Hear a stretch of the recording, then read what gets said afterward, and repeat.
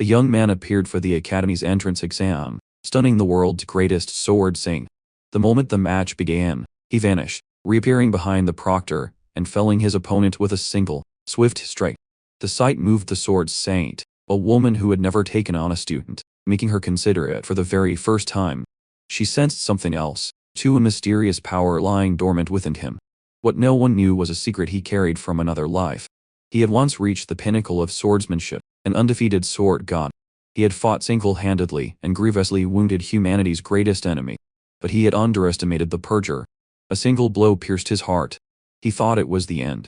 But in the next instant, he found himself in an ethereal void, face to face with an entity calling himself Kronos, the god of time. Kronos told him that he possessed a power even greater than the purger's, but it had never been awakened. He was offered a chance at rebirth, his memories and soul intact, but his skills reset to zero. Kronos entrusted the fate of the world to him. When he opened his eyes again, he was lying in a vast field. In the distance stood his hometown, the village of Ronaldo. The shock hit him like a physical blow. Had he truly returned? A sharp pain shot through his arm. He looked at the wound. This was from Bold, from the last time the bully and his cronies had cornered him. He swore a silent oath, I will never lose to someone like him again.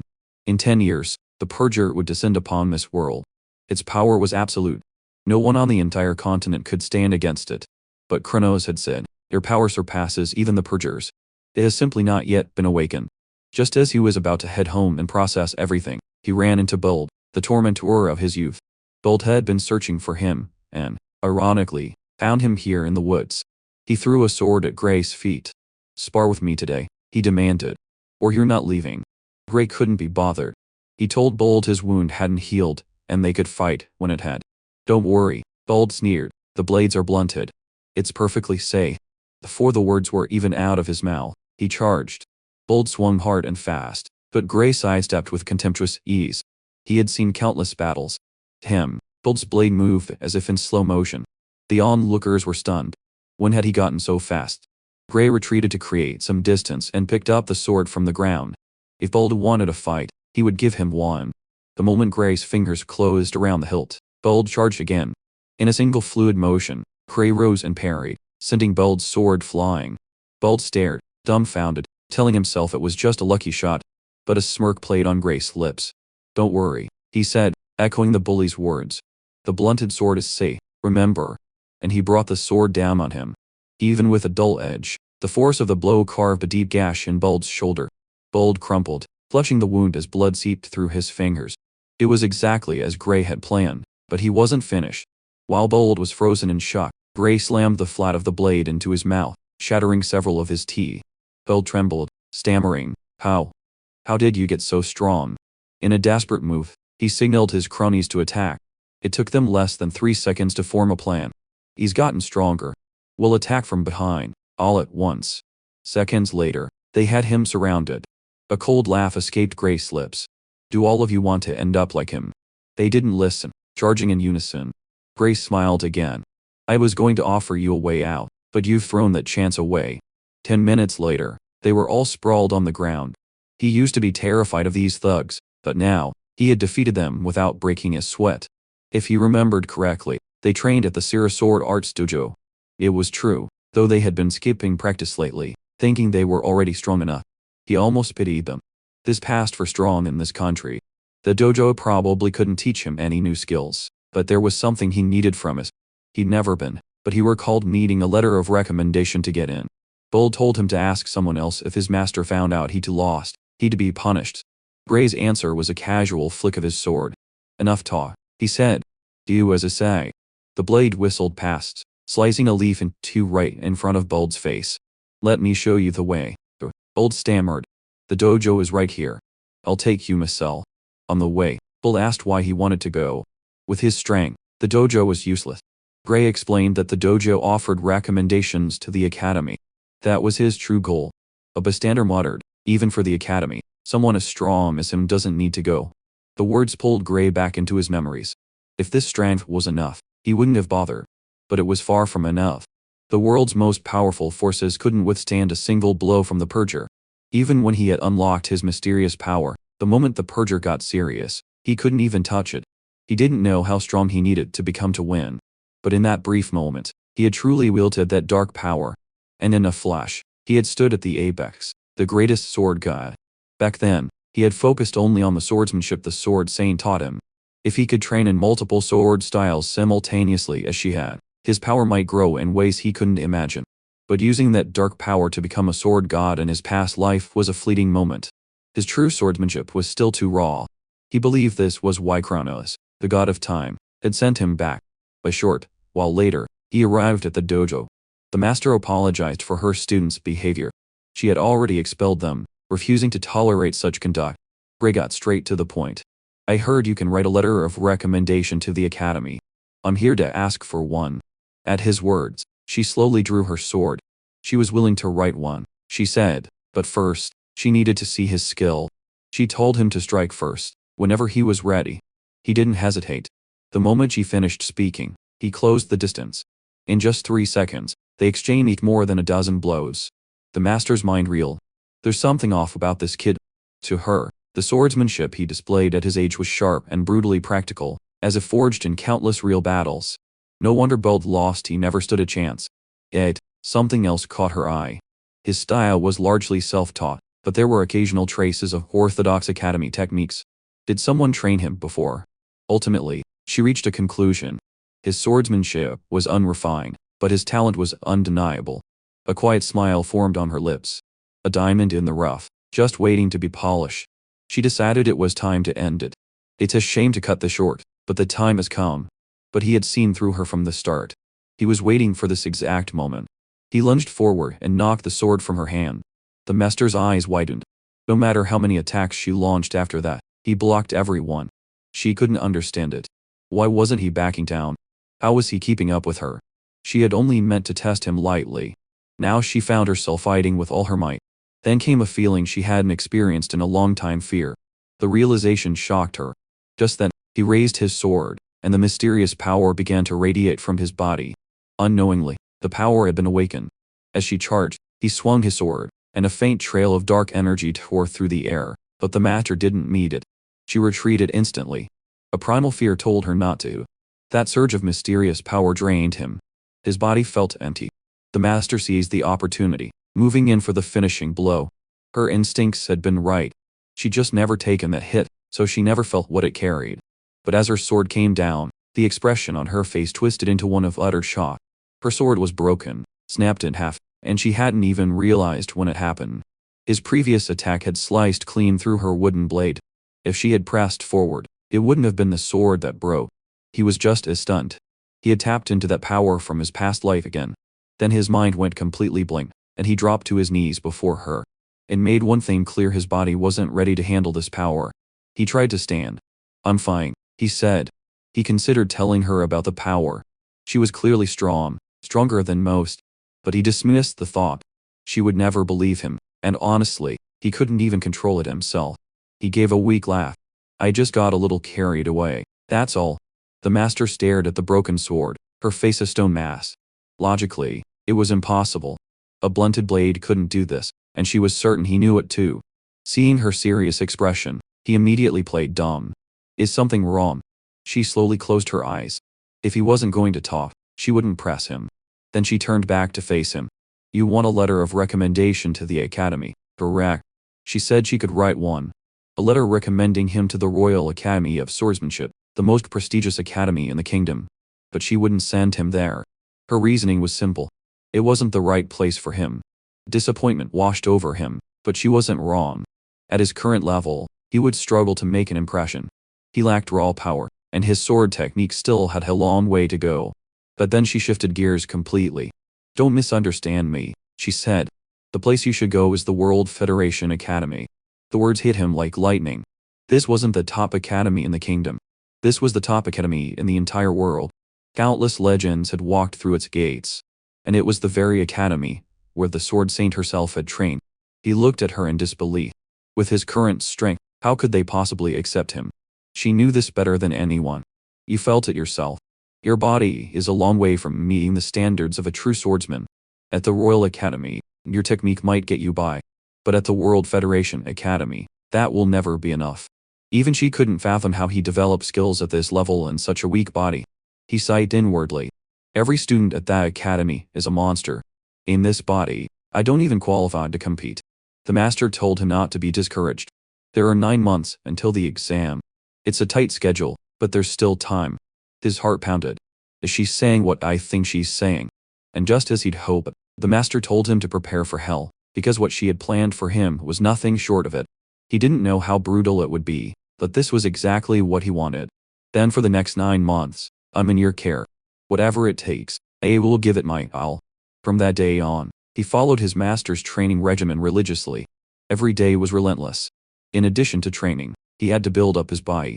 His master prepared mountains of meat for him and bitter medicinal herbs that made him gag, all to forge his body into something tougher. But the core of it all was swordsmanship. His practice with his master took up the bulk of his days. 8 months passed in a flash. His physique had completely transformed. His master said there was little more she could teach him now. The next step was to head to the World Federation Academy with confidence. There was still a month to go, but his master thought it was a bad idea to walk into the exam in an unfamiliar place.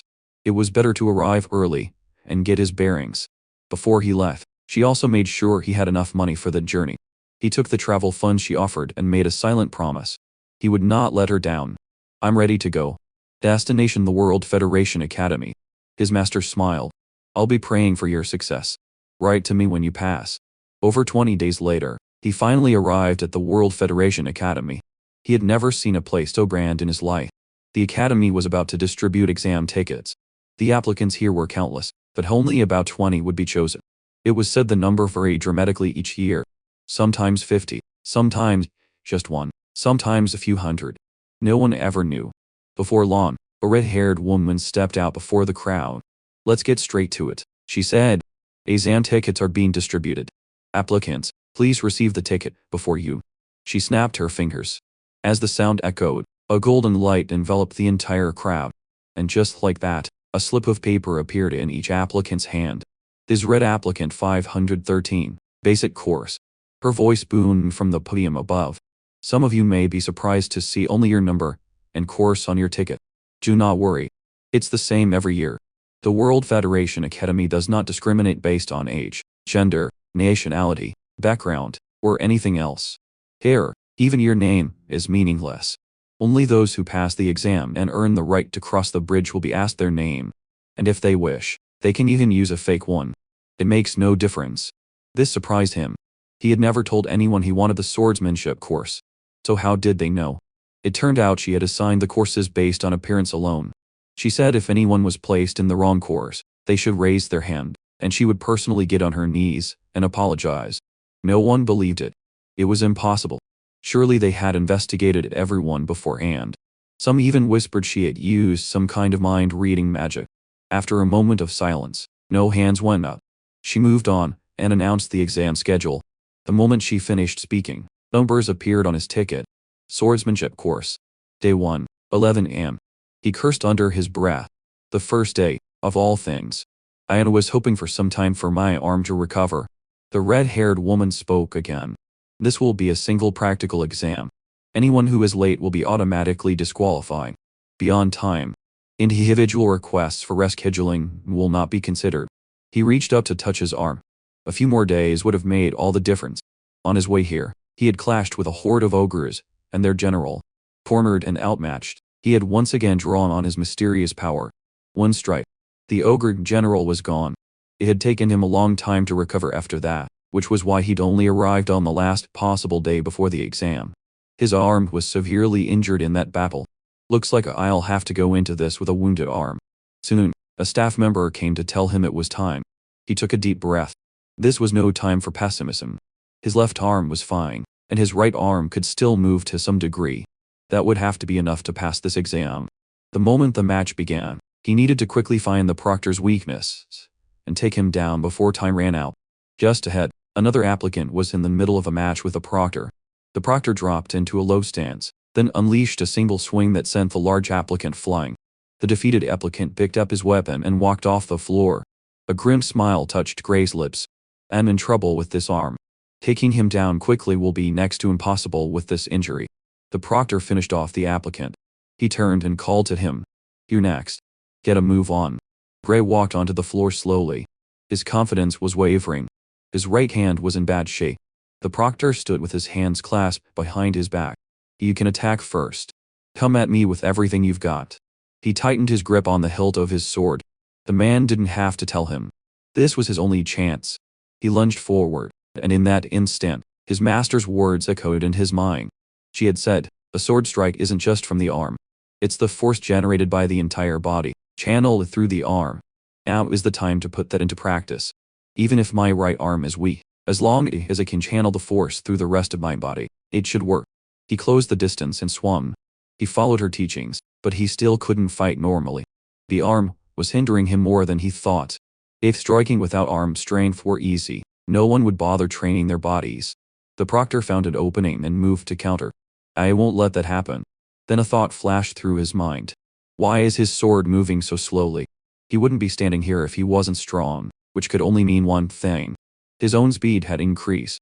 The proctor's blade cut through the air with a whoosh, and he parried it without much trouble.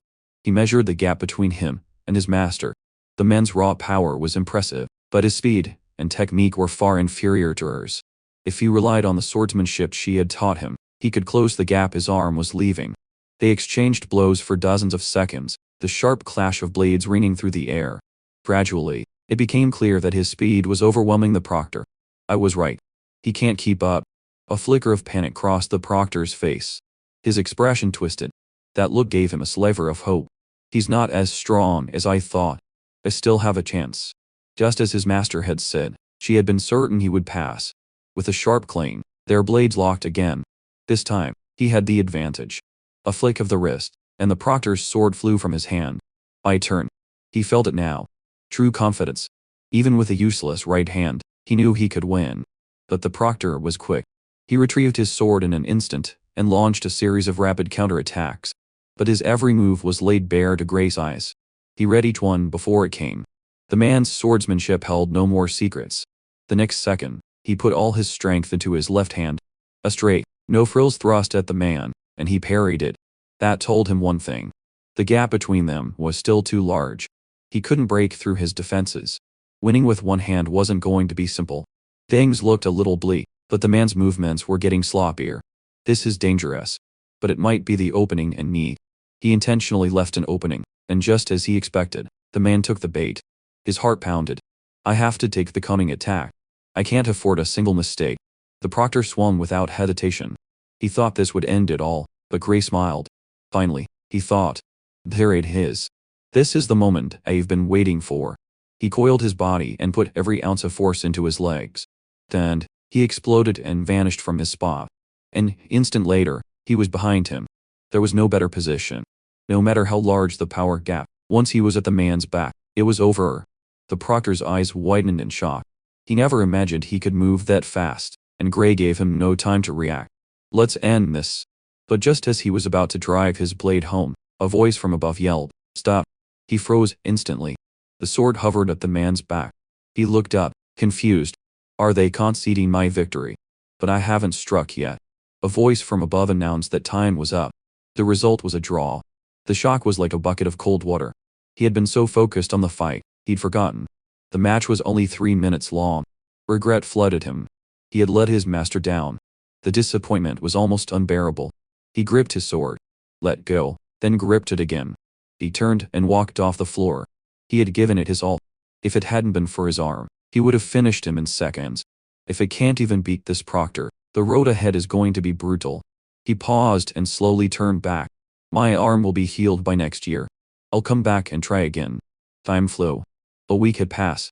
Inside the academy, 6 figures sat around a large, round table in discussion. The most powerful elder spoke first. Now that the exams are over, what are your thoughts on the applicants? Anyone wish to add anything? 2 instructors groaned about the fatigue.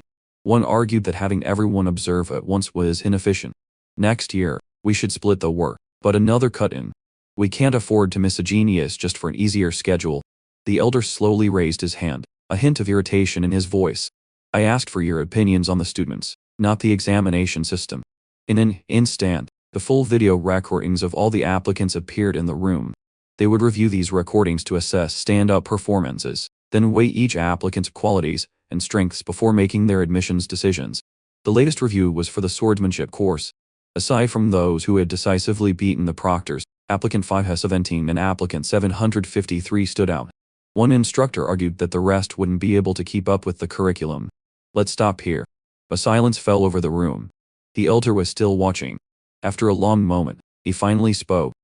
So the accepted applicants for the swordsmanship course have been confirmed. Any final additions? Just then, a voice cut in. Did none of you notice applicant 513? The elder's gaze sharpened slightly. Was there something special about 513? The speaker was Professor Ariel. What are your thoughts on applicant 513? All the instructors turned their attention to the recording of applicant 513. One instructor scoffed. Looks pretty mediocre, and a lefty at that. He admitted he'd seen part of the match. It looked like he was about to win, but if you have to rely on traps and bait to beat a proctor, the road ahead will be tough. His technique is solid, but his lack of power is obvious. Another instructor felt he was on the defensive for the entire match. After watching the full fight, they concluded that the kid was not suited for this academy. Everyone dismissed the recording. Heads shook around the table. Professor Ariel opened her mouth to speak, then closed it. Inwardly, she was thrilled. All these people are watching, and not one of them sees it. If they're all this blind, having everyone observe really is a waste. This jam is all mine. The next day came quickly. Everyone gathered in the central plaza. His applicant number was 513. If the exam ticket in his hand caught fire, it meant he had been accepted. A loud announcement rang through the plaza. The results for the swordsmanship course are about to be announced. 6 applicants have passed. His heart clenched. Here it comes. Seconds after the announcement, 2 exam tickets burst into flames. Applicant 5 and applicant 217. Then came applicant 432 and 615, followed by 753 and 925. The list ends here. 6 applicants have been accepted into the swordsmanship course. He stared blankly. His ticket hadn't lit up. He had failed. Successful applicants, please cross the bridge before the end of today and complete your registration. The accepted applicants laughed and cheered around him. He stood there, crushed by grief. I've let my master down. He didn't know what was next. Go to the Royal Academy of Swordsmanship instead. But before he could sink any deeper, the broadcast cut in again. The following is a God's Eye special admission. An instant later, his exam ticket erupted in a blue light. Applicant 513 is accepted. His face went blank with disbelief. Not just him. Everyone around him was stunned. No one had expected a God's Eye special admission this year. The shock wouldn't subside. Did I really just pass? Earby. Someone scoffed. A God's Eye special admission again. It's been a while. He didn't know what a God's Eye special admission was. This was the first he'd heard of it, but the looks he was getting were filled with contempt. Just a backdoor entry, someone muttered. The World Federation Academy has really gone downhill. He was taken aback. So, the God's Eye special admission is seen as a backdoor. His mind immediately went to his master. He didn't have any connections, but her network could be far deeper than he ever imagined, deep enough to get him into the World Federation Academy. But the elder stepped in and cut them off. That's enough, he too. Don't speak of the God's Eye special admission that way. The God's Eye special admission is an honorary category that produced countless heroes over a century. You young fools know nothing. The two of them just laughed. Old men sure do love their God's Eye, don't they? That glory is ancient history. It wasn't that they didn't know. In recent years, those admitted through the God's Eye special admission included Emmy White, Bella Albright, Rick Mueller, and Jacob Bloomfield. All of them were God's Eyes. But all of them had failed spectacularly. Even the current applicants knew this. So now the God's Eye special admission was a joke, a ticket for a backdoor entry. Emmy White in his past life, she had become someone on the level of a sword god. And Bella Albright, the world's greatest mage. The 3 of them were the core of the force sent to fight the Purger, and they were all special admissions. The realization made him swallow hard. That means my name now stands alongside theirs.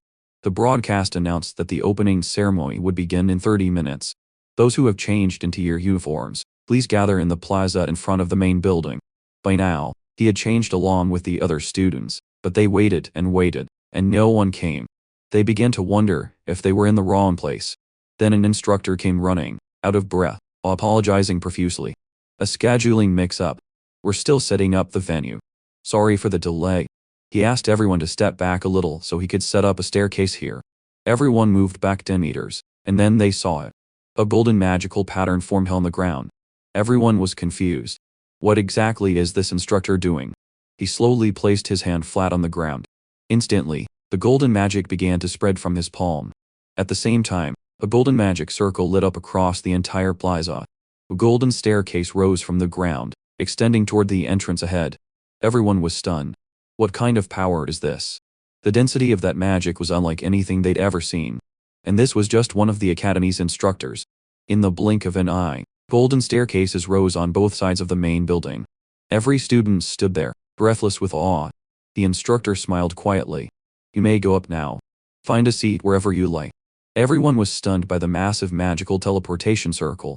He didn't bother picking a spot, just sat down in the nearest empty chair. He guessed they wanted the opening ceremony held in a place with a view of the school buildings. What a lavish use of teleportation magic. But either way, he was finally in the World Federation Academy. And after witnessing the power of the instructors over the past 2 days, he could only marvel at how formidable this place was. In front of him, someone was confused. Aren't there a few too many chairs? If only 30 students were admitted, there's no way this many are needed. Someone else laughed. You really don't know. The first person wasn't embarrassed at all. He had dedicated his life to the sword. He'd never bothered to learn about anything else. A girl snapped her fingers. In that case, let me explain. The World Federation Academy is exactly what its name implies. It gathers the most elite students from every corner of the world, so it's not just us. Applicants from all over the world are being evaluated and admitted. She raised her hand and pointed up. Look at the sky. They're already here. An instant later, the swordsman's jaw dropped. The sky above was filled with airships, and among them were magical beasts. He shot up in shock. The scale of it was overwhelming. He noticed a smaller vessel suspended beneath one of the airships. His eyes widened. That's the Strato airship. He had been on it once as a member of the Purge Squad. It was supposed to be one of the largest airships in the world, and they had deployed it just for an opening ceremony. But then, that was perfectly in character for the World Federation Academy. Everything they did had to make a statement. As the airships landed, students began to file in from every nation on Earth. Then, a large hand rested on the podium. It seems everyone has arrived. The opening ceremony will now begin. The half-hour of speeches passed in a blur. It nearly put him to sleep. It turned out even the World Federation Academy's opening ceremony was as boring as any other school's. Just then, a student near him stood up. Next is the address from the top student of each course. First up is Léon Hart, the top student of the swordsmanship course. The moment he took the stage, whispers rippled through the crowd. Is that really the guy who took down a proctor in an instant during the entrance exam? There are rumors his swordsmanship rivals any professor in the academy. This is Leonard Bias, a true, undisputed genius of the sword. He studied him with genuine curiosity. This guy's a standout. I have to admit that.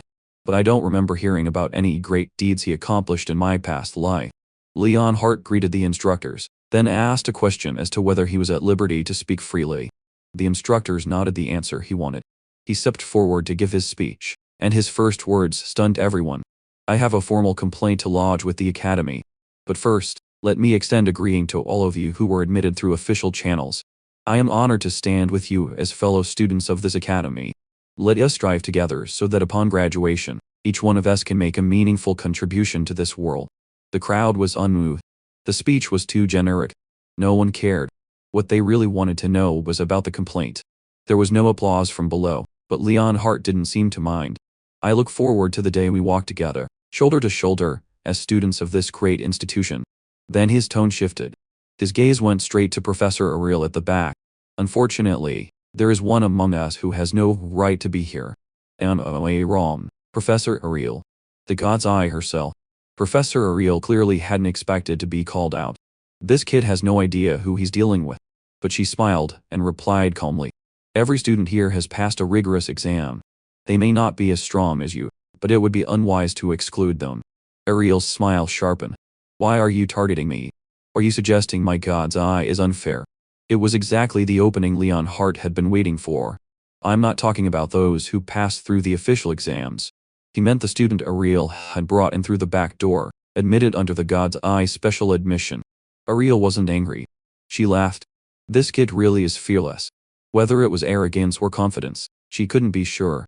Léon Hart held out his hand and demanded, whoever was admitted through that special slot, step forward, return your uniform. and leave this academy. You don't belong here. No one moved. Besides the 30 people on their side who knew his face, the hundreds of other students had never seen him. They were all curious to see who Léon Hart was talking about. And he certainly wasn't stupid enough to stand up in front of that many people. But what was with Léon Hart's hostility? Where was it coming from? It's a good thing he doesn't know my face. That was close. If he just stayed quiet, maybe he could avoid this whole thing. Ariel let out a laugh. This year's new students are certainly lively. Léon Hart seethed. Professor, I am being perfectly serious. Stop admitting students through backdoor channels. In an instant, Ariel appeared behind him. Do you really think you're stronger than the one I chose? The entire hall fell silent. Léon Hart was the top student of the swordsmanship course, and Ariel was implying he might be no match for some special admission student. Even Léon Hart was taken aback. Professor, that joke went a bit too far. How could I be weaker than some backdoor student? To someone as proud as Léon Hart, those words were a direct insult. He met Ariel's gaze. I am stronger, without a doubt. Ariel wasn't offended. If anything, she liked his spirit. Then how about a wager? Léon Hart frowned. What is there to wager? Just bring the person here, and they can settle it right now. He'll leave voluntarily if he loses. But out of courtesy, he asked what the stakes were. Ariel's expression shifted. My position at this academy, and that student's right to stay. Both Léon Hart, and he froze. Professor Ariel is really something else, but I can't help but feel she's being reckless. My arm is injured. There's no way I can beat him right now. Doesn't she realize that? Léon Hart narrowed his eyes. Are you going to make me fight the special admission student? Ariel shook her head. I would never do something so crude. If you fought with all your might, the other student might not survive. As an educator, I would never gamble with a student's life. A vein pulsed in Léon Hart's temple. He was furious. Professor, he said through gritted teeth. Are you provoking me? Because if this is that, I will accept any challenge, even one that could kill me. But Ariel was completely serious. Let's use monsters as a standard instead. It's much safer. She knew full well that Léon Hart was particularly skilled at taking down monsters. Léon Hart's mouth twitched. Your sources are thorough. I see. What are the exact terms? Ariel kept it simple. Each side just has to kill one designated monster target. The competition proceeds in rounds, with each target getting progressively stronger. Whoever fails first lives. If your side loses, you will resign, and all special admission students will be expelled. He let out a long sigh. What a mess. All I wanted was to practice my swordsmanship in peace. And if Léon Hart lost, things would go exactly as Ariel had laid out. Ariel stepped closer to him, a challenge glinting in her eyes. So, do you accept? Léon Hart was confident in his strength, but he needed to know what monster he'd be facing first. That was one thing you had to respect about Léon Hart. He never let his confidence become recklessness. He was sure he could handle anything, but he refused to walk into a trap blindly. Ariel nodded in approval, then feigned thoughtfulness. How about an ogre general for your first target? If that's too easy, I can always raise the difficulty. The crowd erupted. An ogre general. How could anyone at their level deal with one of those? But he was confused. Why an ogre general specifically? Could Léon Hart actually be right? Is there some conspiracy buried in this? Léon Hart slammed his hand on the table. Professor Ariel, I respect you, but are you serious? An ogre general, he said, his voice choked with frustration, is not a monster that anyone can take down alone. Ariel clarified, of course, I don't mean right now. I'm setting the time frame at 1 year. Surely, that's reasonable. Léon Hart was still not satisfied. If someone could train for a year and single-handedly take down a disaster-class monster, people wouldn't be suffering the way they are now. Let's pick a realistic target. No one can do what you're describing. Hearing Ariel's terms, his mouth fell slightly open. Then the corners of his mouth curved into a smile. I finally understand what she's after. Meanwhile, Léon Hart, still completely unaware he'd walked into a trap, continued to speak. You're intentionally choosing a target no one can beat, so there's no clear winner, and this whole bet just dissolves into nothing. I will not agree to that. Ariel didn't argue. She just slowly paced a few steps. All right, one more condition. If it's a draw, you win. Léon Hart stood still. So, if the special admission student failed to beat the ogre general, Ariel would automatically lose her position, and every special admission student would be expelled. Ariel looked at him with an amused expression. Well, what do you think of those terms? Léon Hart thought she must have lost her mind. He was beginning to feel the outcome of this bet was decided before it even began. Professor Ariel laughed and turned away. I'll take it that you have no further objections. 10. It's settled.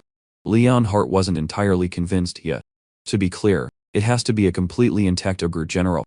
No weakened or otherwise compromised version, correct? Of course, Ariel said.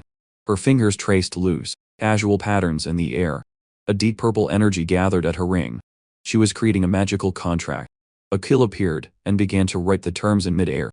In a moment, the contract was complete, hovering before Léon Hart. Every detail was spelled out. If he had no objections, he could sign now. Léon Hart read it carefully. There were no problems. He took the quill and wrote his name. He accepted the bet. With his name on the contract, Léon Hart was certain of his victory. Still, he asked, do you really think that kid can win?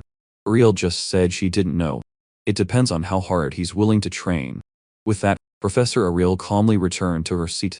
The other instructors believed she had lost her mind. Some suspected she was just looking for an excuse to retire. From his seat, he let out a long sigh. These people really know how to make things complicated. But the moment Ariel extended the time frame to a year, something felt off. Could it be that she's factoring in the battle I fought before I even enrolled? Just then, Ariel's gaze met his. His heart pounded. That look confirmed it. He had guessed right. This bet was decided from the very beginning. Ariel raised a finger to her lips, her eyes dancing with mischief. He had to hand it to her. She was far more calculating than she let on. And so, his first class began. Magic. The instructor spoke from the podium at a moderate pace. Some of you may be surprised that we're starting lessons on the very first day. But as students of this academy, remember, not a single day can be wasted. He then began with the fundamentals, specifically how to manipulate magic. Inside each of us is an invisible energy source called ether. By manipulating the magic circuits within our body, we can cast magic. He was sitting in the back row. He'd been worried he would have a hard time keeping up, but so far, so good. He had heard this exact explanation at the training camp. His gaze drifted downward. There was still a very annoying problem. He'd been placed in the same class as that obnoxious guy. He gave a bitter laugh to himself. I don't have time for this. I just need him not to find out I'm the God's Eye special admission student. But the instructor caught his expression. You in the far right back. You look like you're finding this rather dull. It turned out he'd been keeping an eye on him this whole time. Not even 5 minutes into the class, and you're already looking around. Quite bold. He hadn't expected to be caught from the back row. I'm sorry, he said quickly. The man's book slammed shut. If you're so confident, why don't you show us what you've got? He assumed he knew at least basic magic. But before he could finish, he cut in. Professor, I'm in the swordsmanship course. I assume it's fine if I don't know magic. The instructor scoffed. Even if all you use in combat is a sword, you still need to understand the basics so you can coordinate with mages. You need to know at least the fundamentals. That took him by surprise. His explanation was identical to what he heard at the training camp. Does that mean the spells he's about to teach us will be the same too? Before the man could speak, he got ahead of him. Is the spell an ether bullet? The instructor blinked, clearly taken aback. You already know. Can you actually use an ether bullet? Thank goodness. That hellish training camp was finally paying off. The instructor saw an opportunity. He called for a demonstration, a duel. Léon Hart, you can also use an ether bullet, correct? Léon Hart rose from his seat. Yes, Professor. I have trained with ether bullets. However, Professor, my training extends far beyond swordsmanship to include magic, and all of it before I ever enrolled here. Hitting him against me in a practical duel might be a bit risky. The instructor waved his hand. No matter how big the power gap, you're only using ether bullets. He won't die. The student behind you is this year's God's Eye admission. Don't hold back. At that, the entire class turned to look. Everyone was eager to see the God's Eye student. A chill ran down his spine. Suddenly, he was the center of everything, a target. This rotten instructor just revealed everything. The instructor looked at him slyly as if to say, let's see just how impressive you are since you're too good to pay attention in my class. Léon Hart slowly rose. In that case, I suppose I need to teach him a lesson. He turned, fury burning in his eyes. I'll show him exactly what this academy is all about. He really didn't get him. He does his genius thing. He'll do his special admission thing. What was the problem? They could have easily left each other alone. An awkward expression crossed his face. He didn't know how much longer this guy was going to be on his case. A moment later, Leonhardt and he were both standing at the front of the class. The instructor told them to fire ether bullets at each other on his signal. To be honest, he wasn't feeling great about this.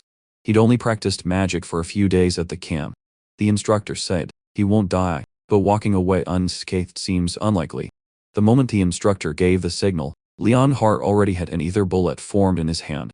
I'll show you how vast the gap between us is, he said with a sneer. Left with no choice, he raised his hand and channeled the ether bullet he'd learned at the training camp. Leonhardt's ether bullet shot out, and it was tiny. His, on the other hand, was the size of a cannonball, about 300 times larger than his. For a moment, neither of them moved, but the ether bullet had been launched. There was no stopping it now. Leonhardt went pale. A hit from something that size would kill him without a doubt. The instructor raised his hand. A golden magical energy enveloped it. It formed a barrier that blocked the ether bullet and saved Leonhardt's life. The instructor was shaken to his core. That was close. But how? How did this student create an ether bullet of that scale? Before he could process it, cracks began to spread across the barrier. The next second, the entire thing shattered. A massive shockwave blew both of them back. The force of the aftershock sent everyone reeling, eyes forced shut against the pressure. Leonhardt flew backward, his entire body absorbing the full force of the impact. The instructor rushed over. Are you all right? He reached him and saw that Leonhardt was trembling. Leonhardt struggled to his feet. I'm fine, he said. But without your barrier, I would have been dead. After confirming Leonhardt wasn't seriously injured, the instructor's gaze locked onto him. Without that barrier to absorb the blast, that hit would have been fatal. Who is this young man? The instructor decided he needed to have a proper talk with him. There were things he needed to understand. Even among the professors, he had never seen an ether bullet of that caliber. He felt like he had just stumbled upon something extraordinary. Meanwhile, he stared at his hand, genuinely confused. Why was Leonhardt's ether bullet so different from mine? His was so weak it couldn't possibly be the same spell I know. Could it be that the ether bullet I learned from the Purge Squad is different from what's taught here? It was the knowledge of the future. Magic from 10 years down the line. Still, he kept a confused expression and asked the instructor, did I use the wrong spell? The instructor sighed. The spell you just used was certainly ether. There's no mistaking that. But the quality of your ether bullet was different. What you just fired wasn't a normal ether bullet. As far as the instructor could tell, what he had created was a super compressed ether bullet. The whole class stood still. None of them had ever heard of compressed magic before. The instructor tried to replicate what he had done, but his version was only a fraction of the size. This was a force that even the professor struggled to control. He hadn't just created it. He had shaped it into a spell. Not a single person in this entire academy could do what he had just done. The students whispered among themselves. That was the most powerful ether bullet I've ever seen. Was this the whole point of the God's Eye special admission? If so, why not put him straight into the magic program? This special class doesn't make any sense. Their whispers got him thinking. Every spell he had learned at the Purge Squad training camp was like this. And to be honest, even among them, he was considered the one with the least talent for magic. So he couldn't entirely trust the instructor's words. Is the professor joking? With enough training, couldn't anyone do the same? The instructor burst into laughter. He was genuinely confused. Was I wrong? His laughter grew louder. You really are a genius. To have you training with a sword is a crime against talent. That took him by surprise. Surely it's not that dramatic. The instructor approached him. Transfer to the magic department. Become my personal apprentice. I'll personally vouch for you, and I'll teach you magic myself. Your talent for magic far surpasses your talent for the sword. Unsure of it, he refused without hesitation. I'll pass. People have always told me I'm not cut out for magic. The instructor completely dismissed his refusal. Those people simply have no eye for talent. You've mastered ether compression, and at your age, you've created a super compressed ether spell. By the standards of this academy, you are a peerless genius. I will personally guarantee it. I don't know who told you that you have no talent for magic, but they clearly don't know what they're talking about. Ray, will you really not consider transferring to the magic course? His words sent ripples through the classroom. For a professor who almost never gave praise, this was extraordinary. The instructor raised a finger. If you abandon magic, it will be the greatest loss this world has ever seen. I would even call it a crime against magic itself. He laughed. Professor, you're being a little dramatic. Just then, something clicked.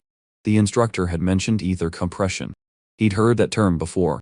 His mind drifted to the past, Someone had once told him, "You don't know about organic drive, the life energy inside living things." Because of that, casting any meaningful spells is extremely difficult. So you have to maintain compression inside your body and try to gather and use only the parts where the odd happens to mix naturally. That's what our instructor used to say.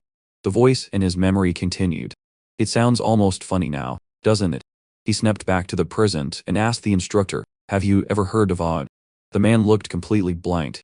"Odd? What's that?" His reaction confirmed it. The world had not yet discovered odd.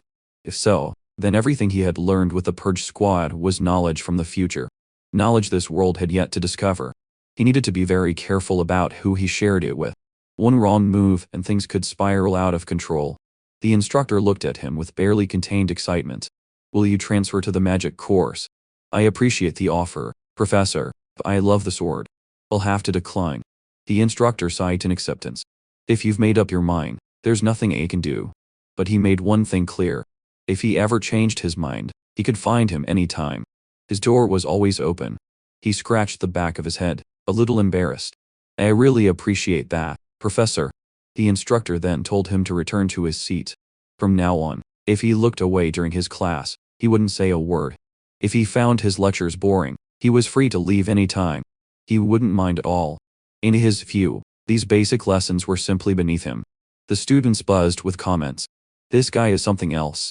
I can't believe Professor Carlos is treating him like this. We saw one hell of a show today." As he was walking back, Léon Hart took 2 steps forward. His eyes locked on him.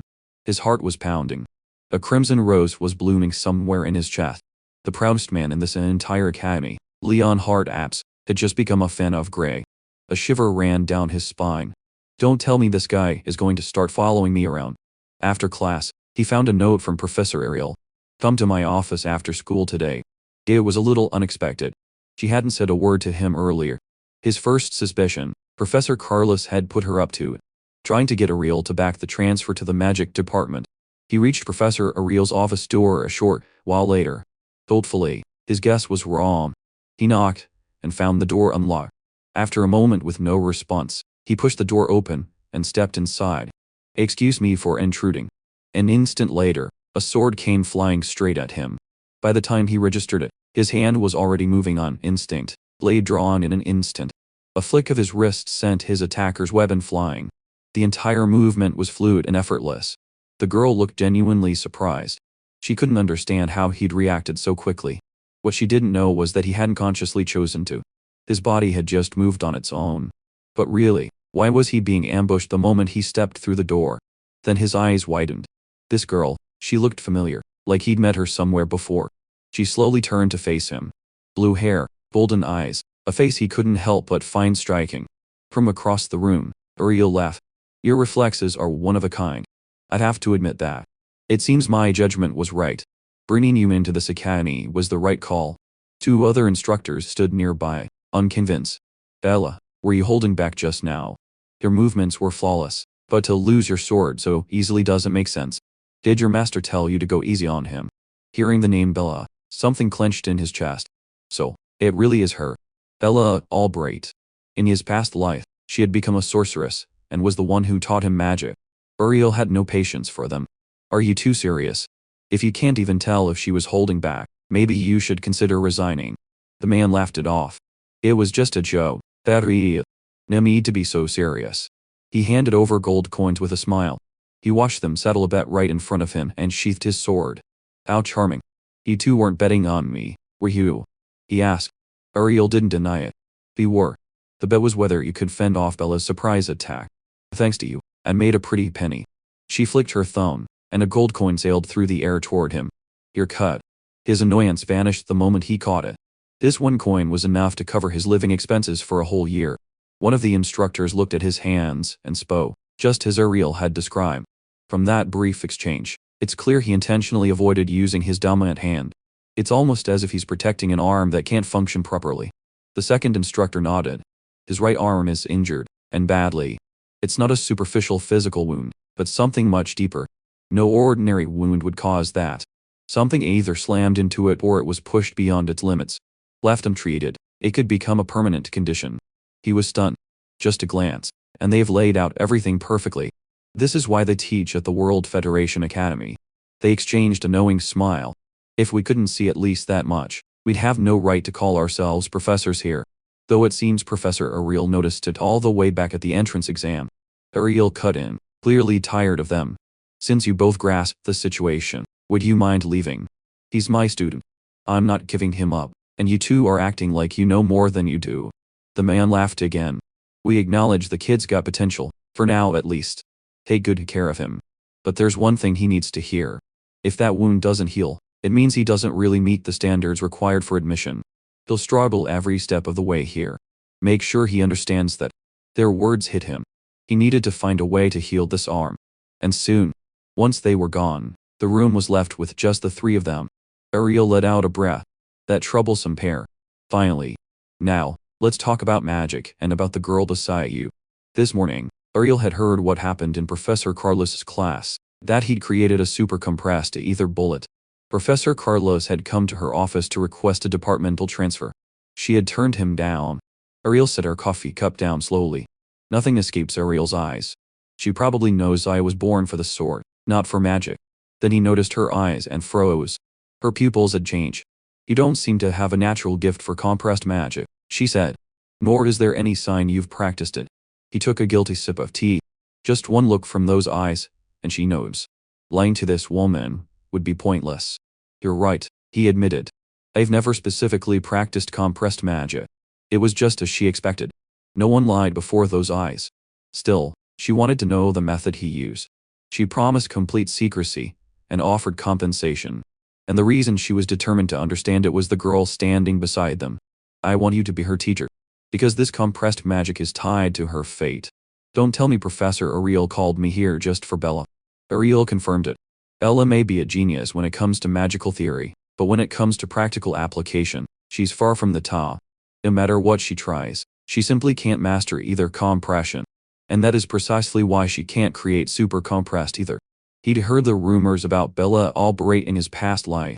So this was one of the reasons. From what Professor Ariel had heard from Professor Carlos, when he used super compressed ether, he didn't look like someone who was compressing ether at all.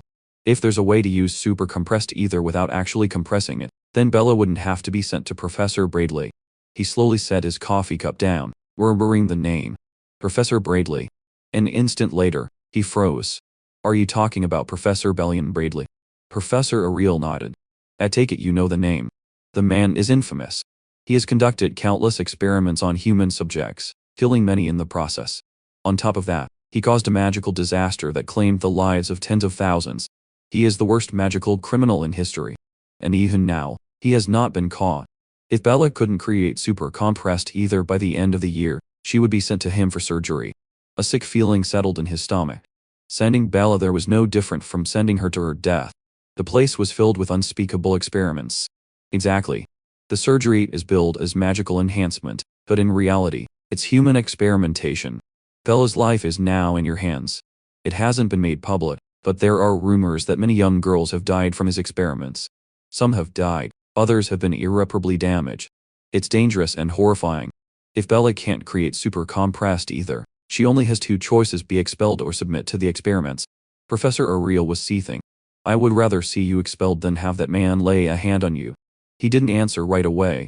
He thought carefully. The magic he knew was knowledge that didn't exist in this era. Sharing it could alter the course of history. Bella's hand started to tremble. She desperately wanted his help, but she didn't say a word to pressure him. He could see it clearly. Bella was one of the key fighters of the future. He couldn't let anything happen to her. The purger was too strong. Having one more elite fighter on their side would make a huge difference. He had felt that despair firsthand. He never wanted to feel it again. If the future could be changed under his guidance, the world's fighting force would be much stronger, strong enough that the purger couldn't wipe them out in a single blow. The thought made him smile. If that's the case, why not give it a try? Maybe I can actually change Bella's fate. The future that the world called hell. Changing it can only be a good thing. An instant later, his mind was made up. He set his coffee cup down on the table with a firm clink. He turned to Bella with a smile. Don't worry, I'll teach you how to use super compressed ether. With your talent, you'll pick it up in no time. 3 hours later at the arena, he brought out a blackboard and walked them through a massive amount of basic magical theory. It was all focused on super compressed ether. This is everything they know. As we agreed, don't tell anyone this came from me. Both Bella and Professor Ariel told him not to worry. We signed a magical contract. Break it, and death will follow. There is no other way out. He waved his hand and looked at Bella. So, after hearing all this, do you have any thoughts? If you do, feel free to share. Professor Ariel looked overwhelmed. She knew magic, but her true strength lay in swordsmanship. Just understanding organic drive had stunned her, and the magical knowledge he had revealed was so far beyond that she could barely process it all. Bella slowly stepped forward. The magic you're describing is complex, but the logic is crystal clear. If I had to put it into words, it's like listening to a magic lecture from 100 years in the future. She looked up at him with the most sincere expression. Just hearing your explanation could advance magic by 100 years. You are truly a magical genius. He felt a little embarrassed. It's literally knowledge from the future. 10 years from now, taught to me by Bella herself. But a lot changed in those 10 years. Magic advanced at an incredible pace. It really was like 100 years of progress. Professor Ariel hadn't been able to keep up with much of his explanation. She turned to Bella. There's a lot I can't verify myself. Tell me, is what he's saying true? Bella nodded. This theory is most likely correct. It doesn't contradict any current magical theories, and the quickest way to verify it is to test it right here. That was why they had come to the arena today.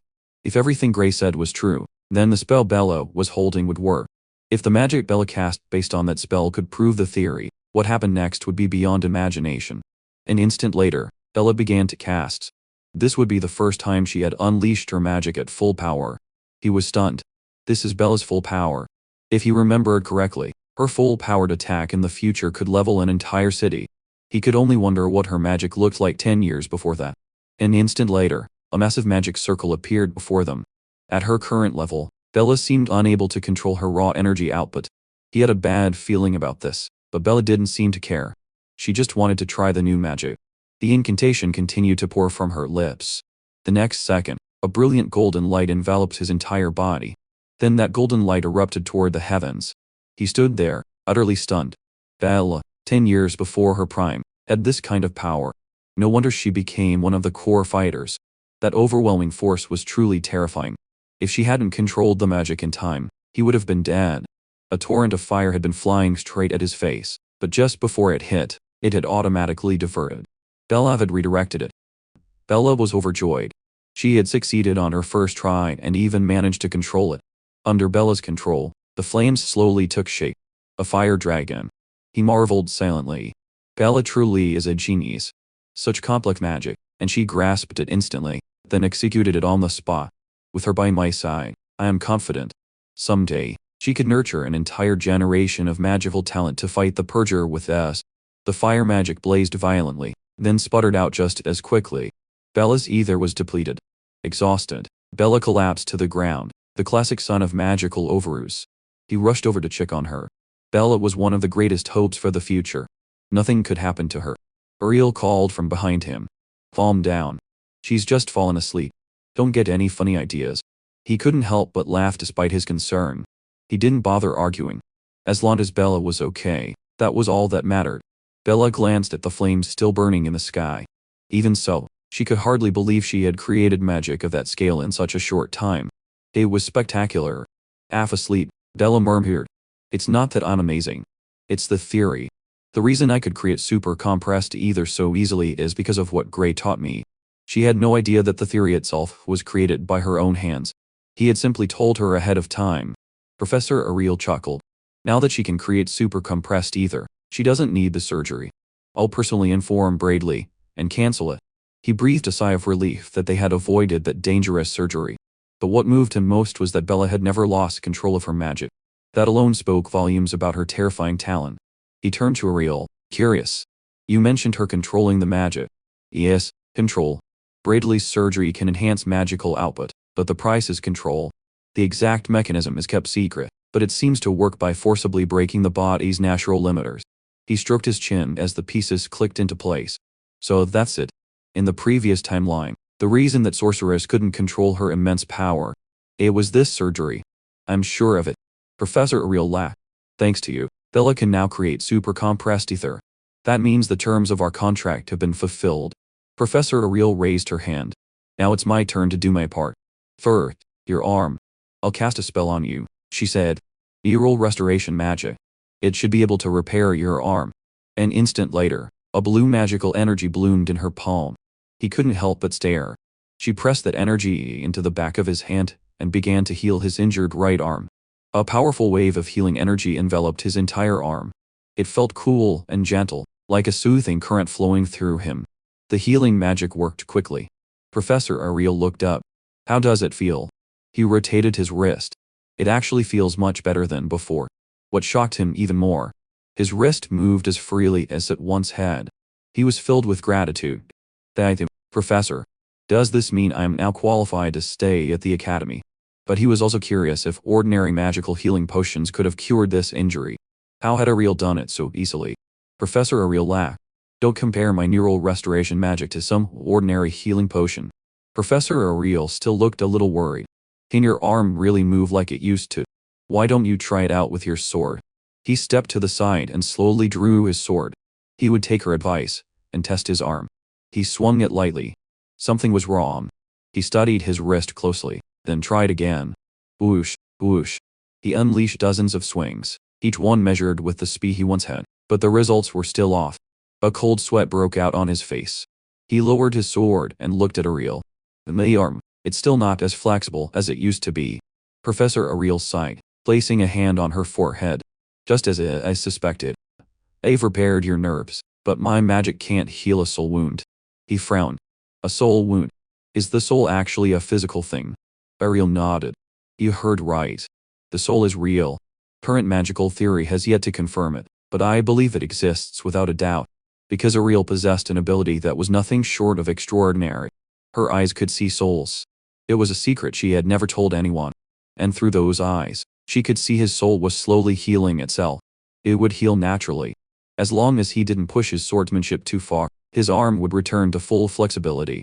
He didn't quite understand. Does that mean I can't practice with my sword for a while? Ariel shook her head. Not at all. Just practice at a normal level, and you'll be perfectly fine. Deep down, Ariel had been holding on to a question. She wanted to ask, what kind of swordsmanship leaves a wound like this on a soul? He didn't answer. She read the situation and changed the subject. By the way, there is a precedent for swordsmanship controlled by the soul. Ariel's expression turned serious. The person was Emmy White. You know her, don't you? Emmy White, who until her death in the future had never once failed. Ariel asked if he knew her yet. His heart pounded. He knew her. But why was Ariel bringing up the sword saint's name here? At this point in time, they shouldn't even know each other. The reason Ariel was so certain was simple. The way he swung his sword was identical to Emmy's style. It was too similar to be a coincidence, but upon closer thought, there were subtle differences. The person who had taught him seemed even more advanced than Emmy. Ariel looked genuinely confused. In a few years, Emmy will reach the same class as your master. Ariel's sharpness made him a little uneasy. She had even figured that out.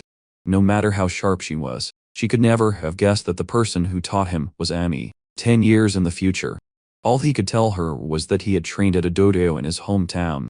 But can swordsmanship really damage a soul? Ariel shook her head. Absolutely not. Ordinary swordsmanship cannot inflict soul damage. For one thing, ordinary swordsmanship can't defeat a target in a single blow, let alone mow down every ghost and tree in the surrounding area along with it. It was a reference to the moment he had cut down the ogre general. She had known.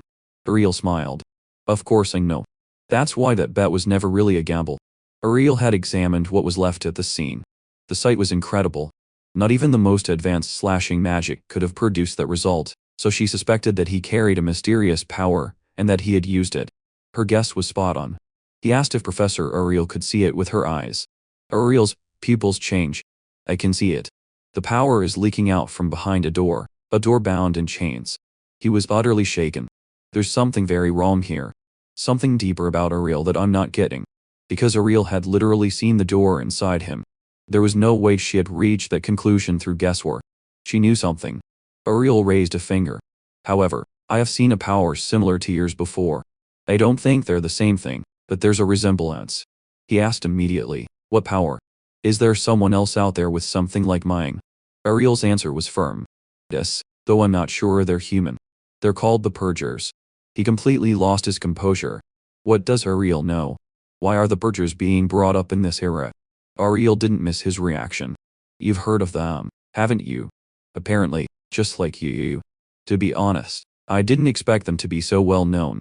But then, with you knowing magical theory, that's ahead of its time, I suppose it's not too surprising. He felt a little embarrassed. That knowledge was literally just from the future. Nothing had been developed yet in this era. Ariel looked at him with curiosity. How much do you know about the Purgers? Tell me everything. He hesitated, unsure of how much to share. Even if he told the truth, she wouldn't believe it. All he knew was that the Purger was an extreme threat to humanity, and was immensely powerful. We have to stop it before it appears. And if that's not possible, we have to destroy it, at any cost. Ariel thought for a moment, then nodded. That's a strong stance, but I agree. It's extremely dangerous. Even so, Léon and Bradley seemed to be continuing his experiments. That stopped him in his tracks. What does that madman have to do with this? Ariel smiled a cold smile. Everything. The connection is critical. As far as Ariel knew, the Purger was the very entity Bradley was trying to summon. He stood perfectly still. The Purger was created by humans. Then why did I never hear about this in the future? But when he thought back to the previous timeline, the Academy had acted as if they already knew the Purger was coming. A possibility surfaced in his mind, one that sent a shiver down his spine. Could it be that the Academy was involved in summoning the Purger from the very beginning? If his suspicions were correct, then the Academy was where it all started. Without thinking, he blurted it out. We have to stop this experiment. Ariel felt the same way. But unfortunately, the professor running the experiment was her equal. She had no authority to shut it down. She had urged her superiors to cancel it. They refused to listen. He wanted to know who these superiors were. Ariel couldn't tell him. He didn't have access. Without an order from on high, no one could force the experiment to stop. He let out a long sigh inside, not even a name. The Academy's leadership was deeper and more complex than he thought. Then he realized, if they could prove the madman was a criminal, wouldn't that solve everything? In the previous timeline, Léon's illegal experiments had claimed the lives of tens of thousands, and he knew exactly where he had conducted them. He turned to Ariel with a suggestion. I know where he conducts his illegal experiments. If we catch him in the act, we can put an end to all of this. But Ariel refused. That won't work. Entering an Academy professor's research facility without permission is in itself a serious crime. Without solid evidence, the only ones who will end up in jail are you. Unless you already have proof of his crimes. Her words silenced him. He didn't have any concrete proof, and without it, this problem couldn't go any further. The topic stopped there. Ariel moved on to the subject of his power. Don't you want to learn how to control it? The words hit him hard. Can Ariel really help me control my own power? She shook her head. I can't teach you that, but there is a professor at this academy who specializes in dealing with unknown forces. His name is Heathcote. His heart pounded. Heathcote, the very man who had personally trained the Sword Saint. Ariel had clearly anticipated his reaction. I'll arrange for you to start private training with him tomorrow. He wanted to scream. This is incredible. Controlling my power is exactly why I came to this academy. And now a path has opened up much sooner than I expected. The next day, he began his special training under a true master. The man standing before him was Heathcote himself, conducting a one-on-one session.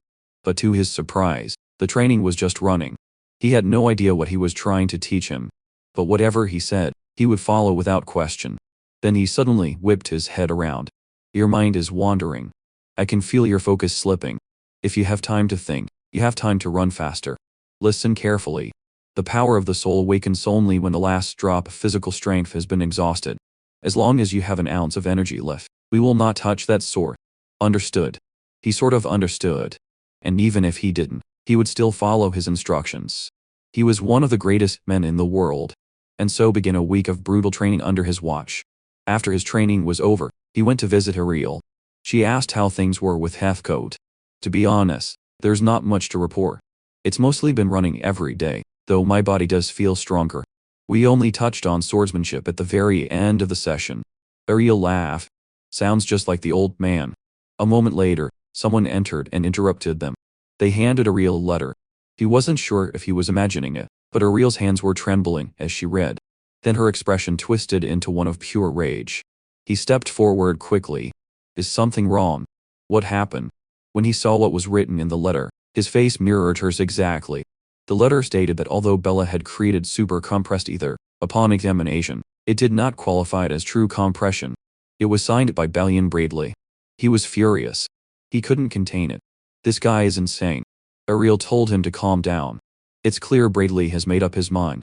He wants Bella on the operating table, even though she doesn't need it anymore. Then just to Bella refuse. There's a contract. Refusing is not an option. Unless Bradley himself cancels it, Bella's only options are to withdraw from the academy or go through with the surgery. The news chilled him to the bone. If Bella went through with that surgery, she was done for. An instant later, Ariel slammed her hand on the table. Gray, I need your help. She wanted to know where Bradley's lab was. If Ariel exposed his crimes, the contract would be automatically voided. A small smile played on his face. Didn't you just tell me going in without proof was too dangerous? What's changed? Ariel was making this decision because she believed him. If they found the place, the evidence would be there. Maybe Ariel had believed him all along. Her eyes had told her the truth. She could say for certain that everything he had ever said was true. It just took her too long to admit it. You should have done that from the beginning. From now on, trust me a little more. I don't lie. Ariel nodded. Then lead the way right now. Let's stand up together and expose everything that man has done. His lab was in the mountains near the village of Torwell. Ariel knew the mountain. He never thought he'd be hiding in a place like that. He knew he was conducting illegal experiments inside a licensed facility. Ariel agreed. It really is a perfect cover for a lab. On top of that, no professor at the academy meddles in another's lab. As long as we have proof, we can't be charged with trespassing. Just then, Bella pushed open the door and entered. She looked deeply troubled. Professor Gray, I received this letter today. Ariel stepped forward and snatched the letter from her hand. Don't worry about this. Gray and I will handle it. Bella seemed to sense Ariel's intentions. Professor, are you going to confront them, just for me? Ariel stopped in her tracks. The corner of her mouth twitched slightly. She turned to Bella. When is enough? Bella was worried. She turned to look at him. Wait, he said. I'm going with you. Bella said the same. This is my life on the line. I have to go. Professor Ariel looked distressed. The enemy you'll be facing is a madman who has performed dangerous human experiments time and time again. If he gets his hands on either of you, there's no telling what he'll do. I can't let you walk in there. He disagreed. It's far more dangerous for you to go alone. If he used the same power I did against the Ogre General, I can be a real asset to you. And if you disappear, I'll be expelled as a God's Eye student. So I have every reason to be there. At least let us have a say in our own fate. We won't slow you down. We'll only make you stronger. Ariel looked at the two of them and fell silent. Then she let out a long sigh. It seems that even if I say no, you'll just follow me. All right, I'll allow it. But on one condition. No matter what happens, your own safety comes first. They both replied at the same time. Understood. We already knew that. And so they went to the mountain. He led them to a building nestled deep in the hillside. Bella stared at it. Is he really conducting illegal experiments in there? No doubt, Ariel said. We're going in to find the proof. I'm sure, he added. He's here. They both looked at him with sharp, focused eyes. If you say so, we believe you. Ariel had some good news. Léon is supposed to be at a Magic Society meeting right now, so he's not here. But the entrance could be trapped. We'll break him through a side door. Now is Ariel's time to shine. The moment we're inside, find the evidence immediately. Bella spoke up again. Professor, are you really sure you want to do all of this for me? Am I worth it? He cut in before Ariel could answer. You've got it wrong. Stopping his experiments is for the good of this world, not just you. Understood. A moment later, on Ariel's signal, they all charged. His speed outpaced them both. He took the lead. At the same time, fire magic gathered in Ariel's hands. With a sweeping motion, a volley of flames destroyed the door. Ariel's magic was terrifyingly strong. A casual blast that caused that much destruction. He was a little surprised. Weren't we supposed to be sneaking in? Why did you make such a scene? After blasting a hole in the side wall, they prepared to enter. But the moment he saw what was inside, he froze. When we entered the lab, there were bodies everywhere. They were all Bradley's test subjects. Ariel had planned to carefully search for evidence. Just a look around, the evidence was everywhere. Then we noticed something ahead. Not far from us was something that looked like a ritual altar. Bella looked panicked. What do we do now? Stick to the plan and get the evidence or look for survivors. He turned to her. We can't stay long. If we linger, Léon might come back. No sooner were the words out of his mouth than he heard a strange voice. A figure slowly approached from behind. "Were you calling my name?" Ariel looked at the figure and said evenly, "How was your meeting, Elliot?" The man walking toward them was none other than the infamous experimentalist, Professor Balian Braidley. He immediately shifted into a fighting stance. He never imagined Braidley would actually be here. Braidley spoke slowly. "I sent a stand into the meeting. I have important experiments here. I couldn't possibly leave." Ariel's eyes narrowed. And what important experiments would those be? Apparently, Braidley had just acquired a new batch of test subjects. He wanted to conduct the experiments while they were still fresh, but plans had changed. "Your intrusion requires a slight adjustment." Even Ariel looked flustered. The murderous intent radiating from him was overwhelming. "We've seen what we were never meant to see. Naturally, he intends to silence these." Braidley's eyes locked onto them. He didn't know how they found this place, but he was sure of one thing. They hadn't told anyone they were coming. If the three of them disappeared, no one would point a finger at him. Bella looked like she was about to freeze solid. Ariel's voice was like ice. "Don't tell me you're planning to use us as your guinea pigs." Braidley just chuckled. "No need to be so dramatic. Your sacrifice will push the boundaries of magic itself. Since I can't let you leave alive, I'll make sure every part of you is put to maximum use." The next second, a massive fireball shot straight at Braidley's face. The surprise attack took him slightly off guard. Boom. The fireball exploded with a deafening roar. Ariel glanced at Bella. She hadn't expected the girl to strike without hesitation. Bella's expression was stone cold. She hated Braidley. She had no mercy, but what none of them had expected. Bella's attack hadn't left a single scratch on him. Braidley smiled as if it were all a game. The God's Eye, Ariel, is as sharp as ever, and a special admission student with this much talent. What a surprise. I'll have to be more careful. After all, besides Bella, there's another God's Eye candidate standing right in front of me. I'm not impressed by your little tricks. A student daring to attack her own teacher. Truly unforgivable insolence. Bella scoffed. "I'd rather be the one doing the killing. It's a shame I missed my chance to end you." Ariel ordered them to back away.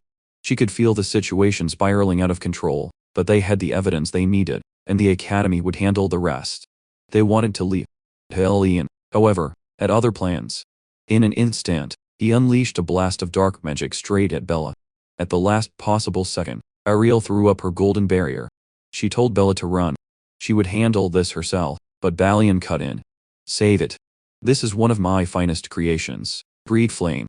This spell devours defensive magic and converts it directly into its own power." The two forces ground against each other. Ariel's barrier was already starting to crack. In theory, the spell was unstoppable.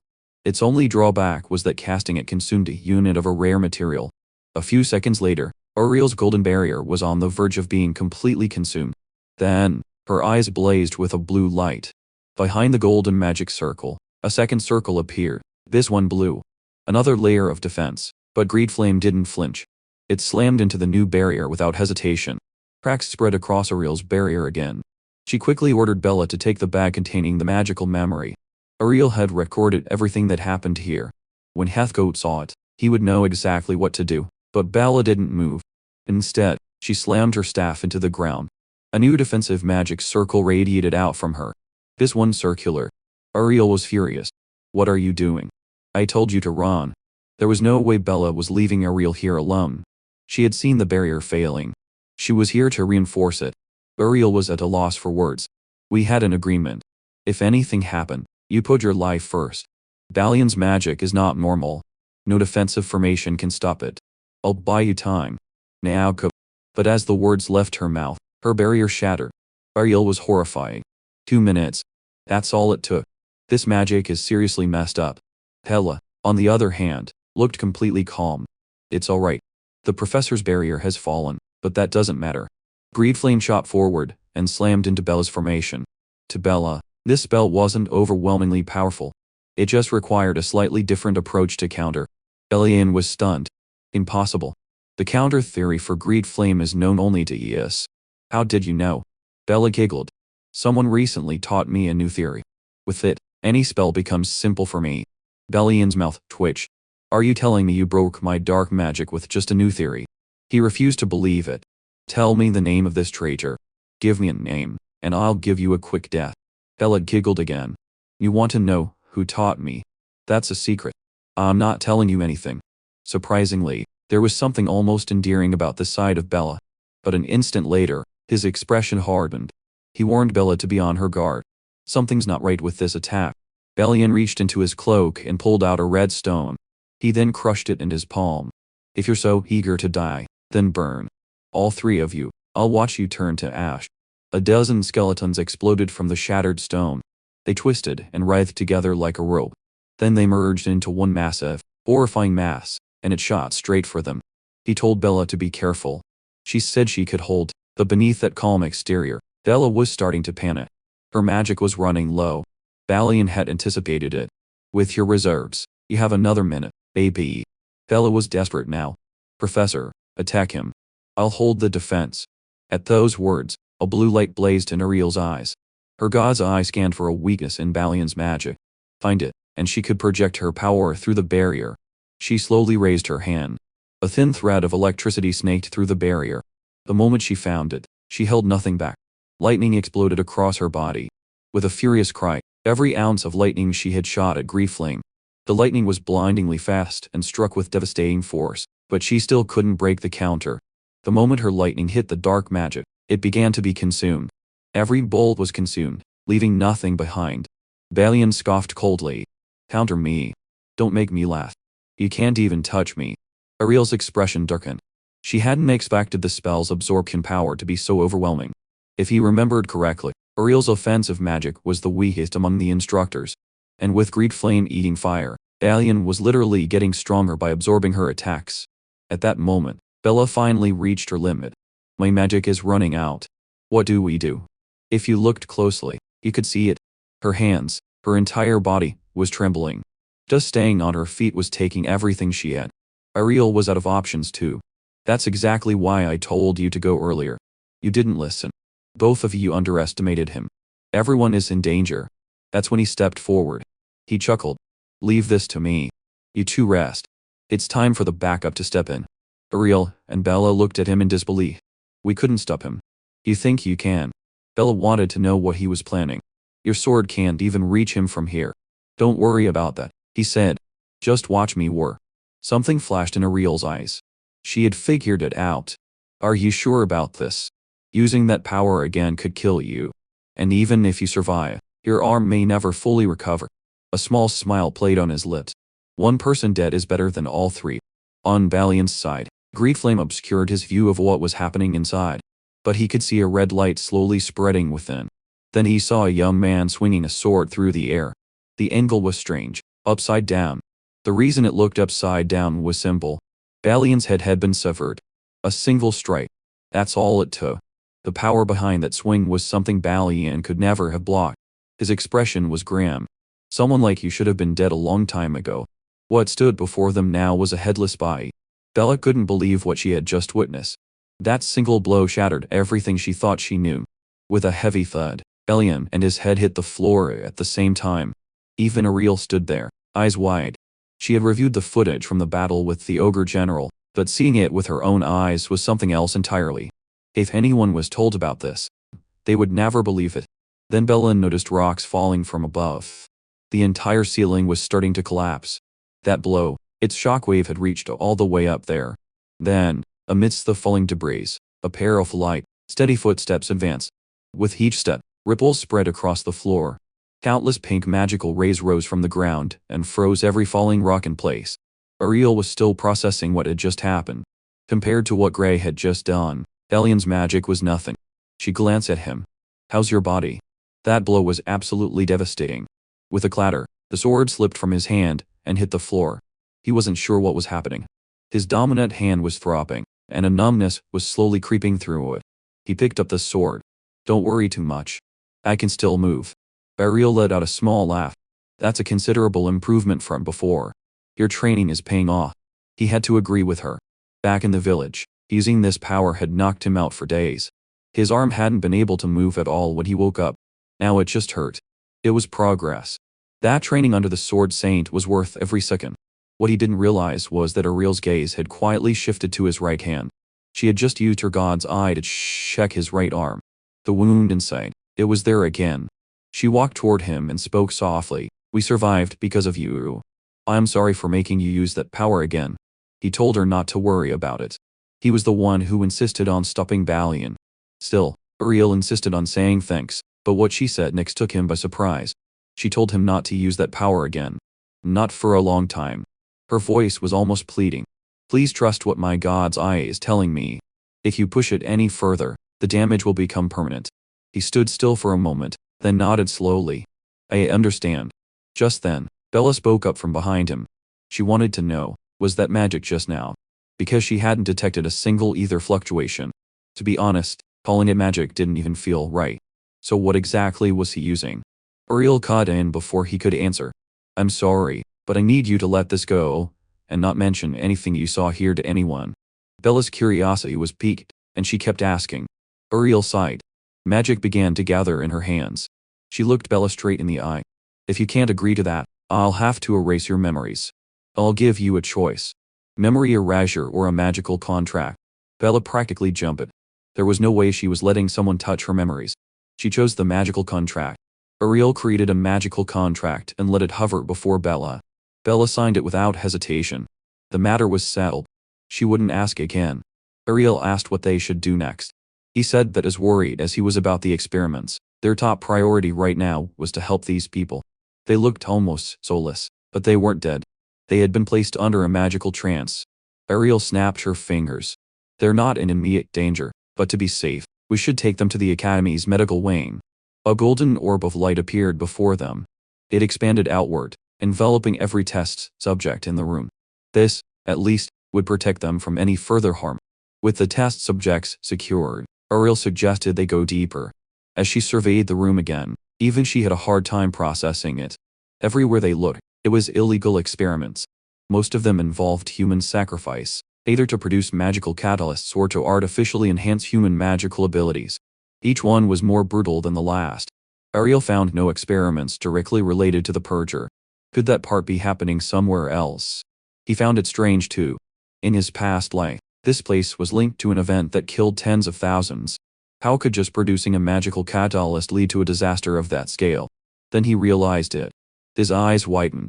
In his past life, the thing that had killed all those people was a poisonous gas that had risen from underground. The realization made him call out to Ariel and Bella immediately. Bella looked at him, confused. "Did you figure something out? You look worried." "Of course I'm worried. I think there might be something below use.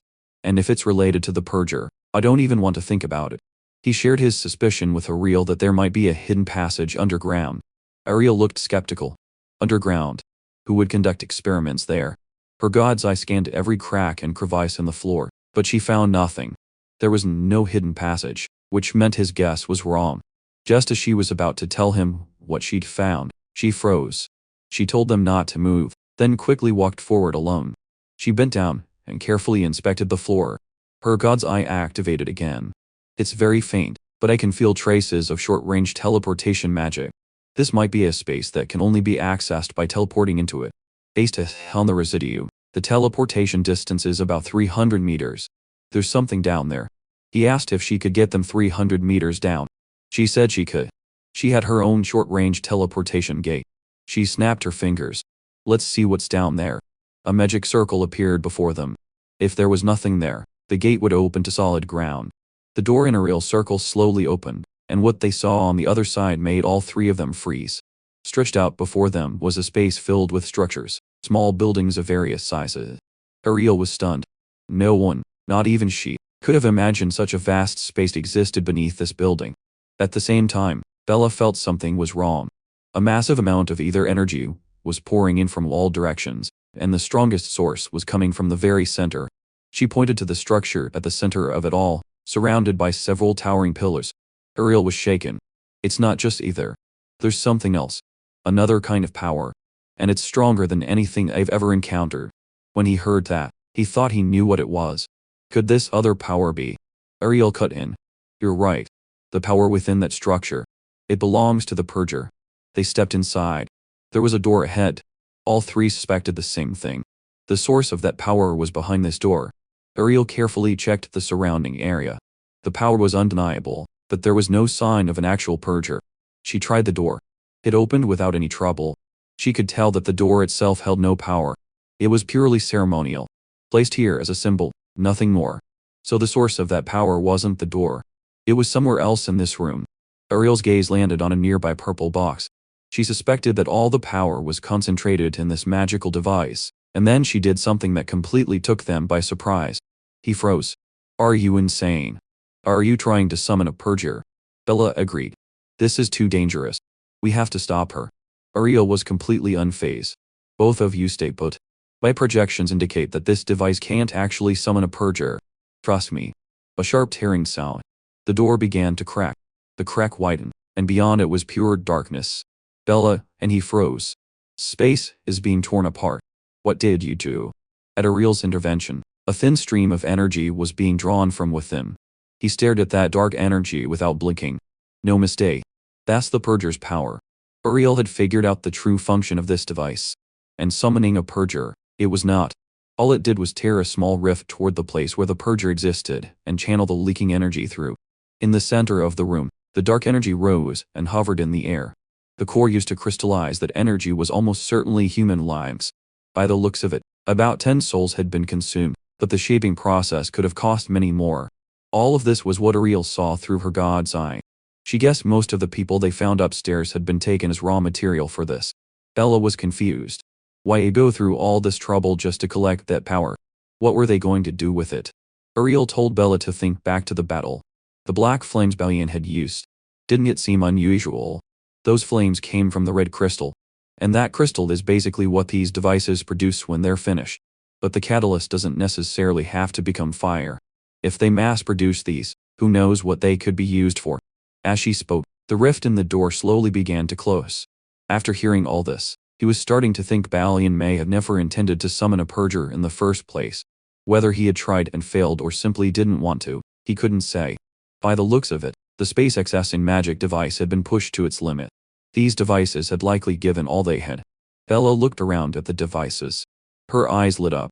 These things are priceless. I've never seen space warping magic this precise and powerful. Ariel had suspected as much. As you said, building even one of these would cost a nation's entire budget. But with 8 of them, only one organization could pull this off. Bella guessed the Discal Empire. She was wrong. They may be the largest nation in the world, but they don't have the magical research capabilities to build even one of these. Then who in the world had the resources to do this? Ariel's answer was this. There is certainly one organization with magical research capabilities that surpass even the empires. He slowly spoke up. You're talking about the World Federation Academy, aren't you? I can't think of anyone else. As he said it, something clenched in Bella's chest. Away. It can't be the World Federation Academy. Ariel confirmed it. Gray's right. No other research institute could support this scale and budget.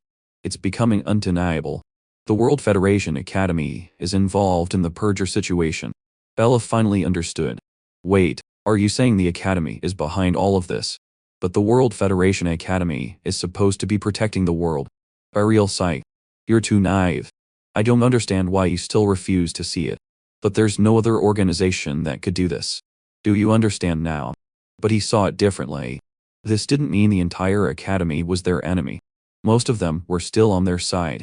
At least in the world before he was reborn, the Academy's strongest fighters were the ones on the front lines. They didn't hide behind others. They stood at the forefront of the fight against the purger. They even outshone the purge squad. They protected the civilians until the very end.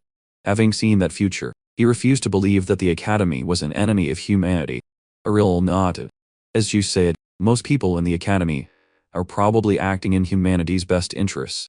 They would never approve of experiments that waste lives. But the Academy has countless researchers, each with their own beliefs.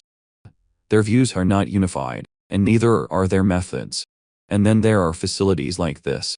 Almost no one actually knows the full picture. Whoever is behind Balian has considerable backing.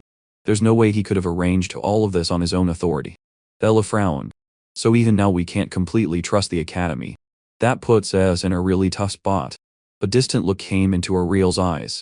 She had been observing this Academy from the inside for decades. One thing she was sure of. This was not an organization you could blindly trust. Most of them genuinely believed they were working for the good of humanity. Even the architect of this plan probably had convinced himself of the same. But the truth remained buried in shadows beyond their reach. He asked Ariel to search the area, see if there was anything that could lead them to whoever was pulling the strings. Unfortunately, there were no communication devices in this facility.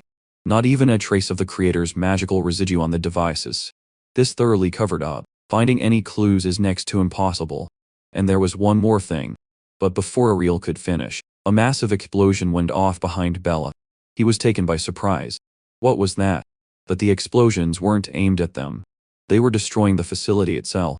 Ariel immediately put the pieces together. They've installed evidence-destroying devices. They didn't detonate right away because they wanted to lure any intruders in first, then trigger the devices and wipe out everyone along with the evidence. Bella watched Ariel deduce like a detective, then snap it. Now is not the time for analysis. We need to get out of here right now.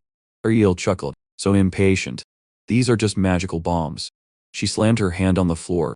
A professor of the World Federation Academy won't be stopped by something like this. As she spoke, a golden light blazed across the ground. If I let this kill me, I don't deserve to call myself your teacher.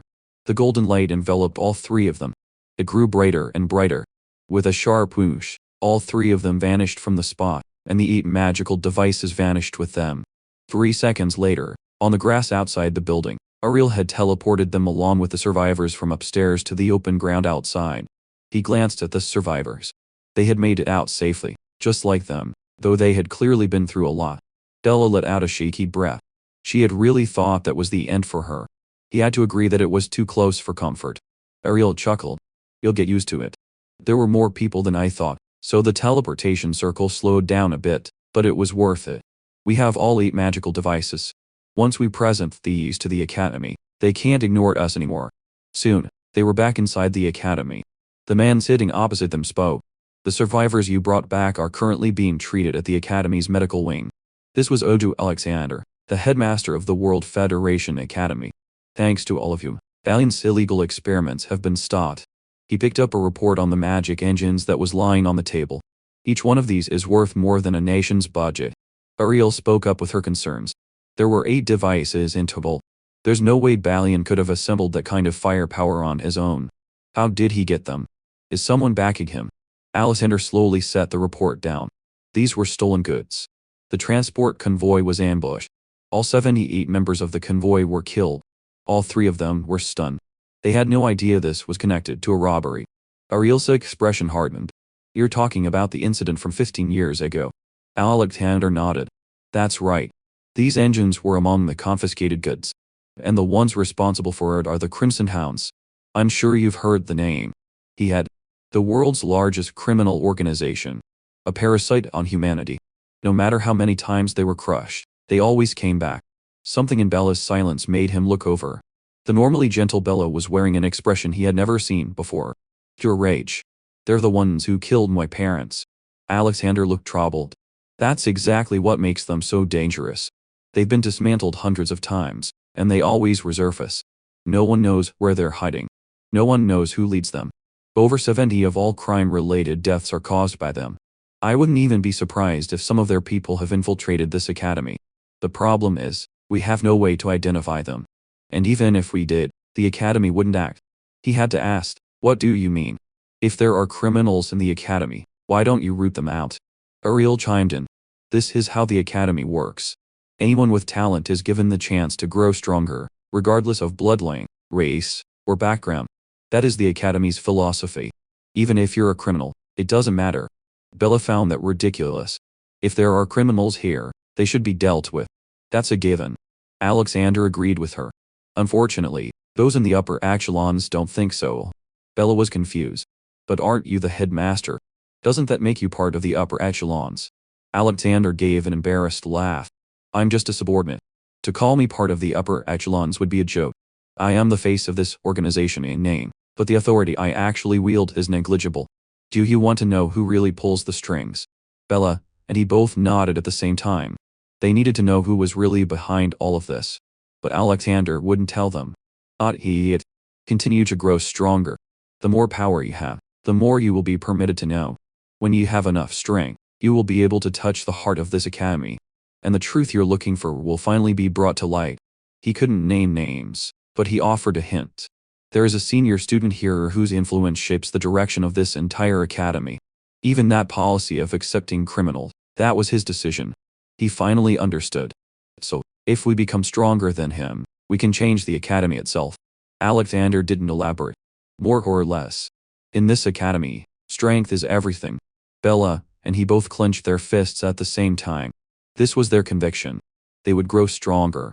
Alexander watched them quietly. To him, this was still an unsolved mystery.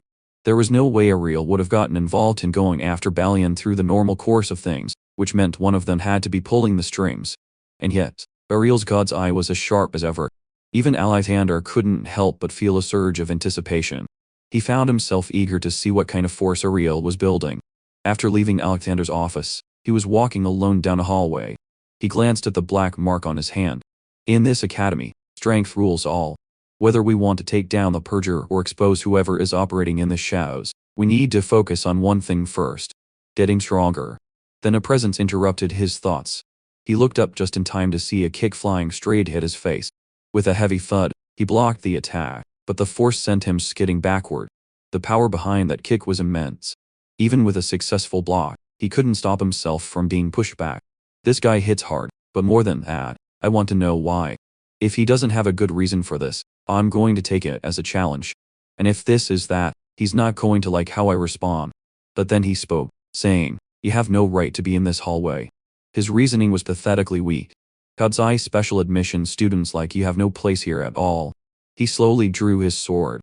Another hater of special admission students. Though this is the first time I've actually been ambushed in a hallway.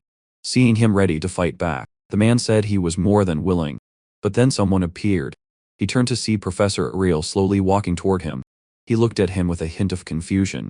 He had no idea what this guy's problem was. After walking away, the man's thoughts began to stir. Apologies, security was too tight. I couldn't get any closer. But I'll send someone else as soon as I can. His inner voice sounded as if he were reporting to someone. Someone only he knew. When Ariel reached him, she asked what had happened. To be honest, it's still strange to me. A student just kicked me for no reason and said that God's eye special admission students like me have no right to be walking around the academy. Professor Ariel carefully scanned the surroundings. No weapons were drawn, no argument was in progress, and he wasn't injured. That meant she had no grounds to pursue what had just happened. Ariel raised a hand and pointed in the direction the man had gone. So why don't you go after him and teach him a lesson? That took him by surprise. We're all fellow students. Is it really necessary to go that far? Ariel let out a long sigh. As your professor, I can't officially encourage it. But if something were to happen nearby, I might just happen to not notice. Hearing Ariel's not so subtle permission, he thought it over and decided to let it go. He didn't want any more trouble. There was something Ariel didn't know, and she wanted a straight answer from him. Are God's eye special admission students really that unwelcome? He nodded. People have made fun of us before, but this is the first time it's gotten physical. After hearing him, Ariel repeated quietly. So they really have made fun of you, haven't they? Then her expression shifted. She looked almost hurt. I'm so sorry. If only I had more influence here. He told Ariel not to worry about it. If it weren't for her, he would never have made it through the academy's gates, and Bella and the others would prove the God's Eye program was not a mistake. After all, Professor, your judgment is anything but ordinary. He thought of those people from his past life. Every one of them had become a key fighter against the purger. Ariel paused for a moment after his words. Then she smiled gently and nodded. Thank you for your support. But Ariel didn't want him to act as if the fault lay with everyone else. Of all the students in the God's Eye group, he was the one she had the highest hopes for. Anirecap, just like the special admission students before them. They'll all become top-tier talents. But the first time I truly believed that someone might break the very limits of humanity. That was when I met you. He never expected Ariel to think so highly of him, to put him on par with those future powerhouses. But to think that way was a weakness. Whoever was pulling the strings behind the scenes may not have given up on summoning the purger. He couldn't let his guard down. That thing could wipe out every strong fighter in a single blow. The reason he came back to this timeline was to make sure he could defeat it and take the fate of this world into his own hands. 3 days passed in a flash. Today's class was a practical combat drill for the swordsmanship course. The instructor would pair students by name. Whoever was paired would fight together. The moment he heard it was a practical combat drill, he paid full attention. He had to be serious about this class. If he messed up, people would start bad-mouthing every God's Eye special admission student. At the very least, He needed to prove he could keep up with the regular students. And just then, of course, something ridiculous happened. His old rival reappeared. The instructor wrote 2 names on the board, Gray and Léon Hart. Léon Hart was the top student of the swordsmanship course. In other words, the strongest in the first year. The instructor spoke calmly. I've tried to pair students of similar strength, so don't hold back. Treat this as a real battle. He cursed under his breath. Similar strength. I just barely got into the academy on a special admission. How could I be paired with the top student? On top of that, Léon Hart had never liked the God's Eye students. After what happened last time, he was probably itching to give him a good beating. Just then, Léon Hart moved from behind him. Let's see what game he's playing. But to his surprise, he walked right up to him and said cheerfully, Hey, it's good to see you. His expression shifted. He really had no idea what this guy was after. He looked genuinely excited. It seems we're paired up. I'm really happy about this. And in his mind, I never thought I'd get to cross swords with Gray. Being number 1 in the class was totally worth it. Léon Hart had trained harder than anyone. So please witness my true swordsmanship, Gray. His words made his expression harden. Just as I suspected, this guy is out for revenge. His smile is too suspicious. There's no doubt he's happy to finally have a legitimate reason to fight me. On the instructor's signal, the class split into 2 teams and lined up in the center of the field. An instant later, the duels began. Everyone was fighting with all their might. This was their chance to shine. No one was going to waste it. At the same time, Léon Hart moved in a flash. Gray, he said with a glint in his eye. You better be careful. Blaine. Their blades locked instantly. He was genuinely surprised. He was really worthy of being the top student of the swordsmanship course. His attacks weren't flawless, but they were almost frighteningly close. An instant later, a single swing from Léon Hart sent him flying. He moved in perfect sync with his blade, his entire body flowing like water. He had nearly reached the union of man and sword, a state where the fighter and the blade become one. Every attack was razor sharp. You're really something, Gray. Léon Hart said. I can't believe you didn't get in through the regular exam. At the sight, the other students one by one stopped their own duels. They could hardly believe it. A special admission student going toe-to-toe with Léon Hart, feeling the full force of his attack. He marveled silently. Léon Hart is a true genius. Every attack leaves no openings. Léon Hart acknowledged he was strong. It actually annoyed him a little. If you have time to talk, use it to fight. Slash after slash. Their attacks tore through the air as they exchanged dozens of blows in a matter of seconds. Both of them moved at incredible speed, but he was clearly at a disadvantage. No matter how fast he went, he couldn't shake Léon Hart. Still, this was what he had expected. He thought he would have taken him down instantly. So lasting this long was already beyond his predictions. Even with both hands, he couldn't match his raw power. Léon Hart's swordsmanship was on another level. His textbook perfect technique and his disciplined style had been owned to a frightening degree. Even with his past life's experience and his master's teachings, he wasn't confident he could beat him. Just then, Léon Hart closed the distance between them in an instant. He brought his blade down, and the weight of Léon Hart's sword slammed into him like a wall. His stamina was draining fast. Léon Hart grinned. I can keep this up all day. If he hadn't gone through the special training under the Sword Saint, he would have been on the ground long ago. But why wasn't he even breaking a sweat?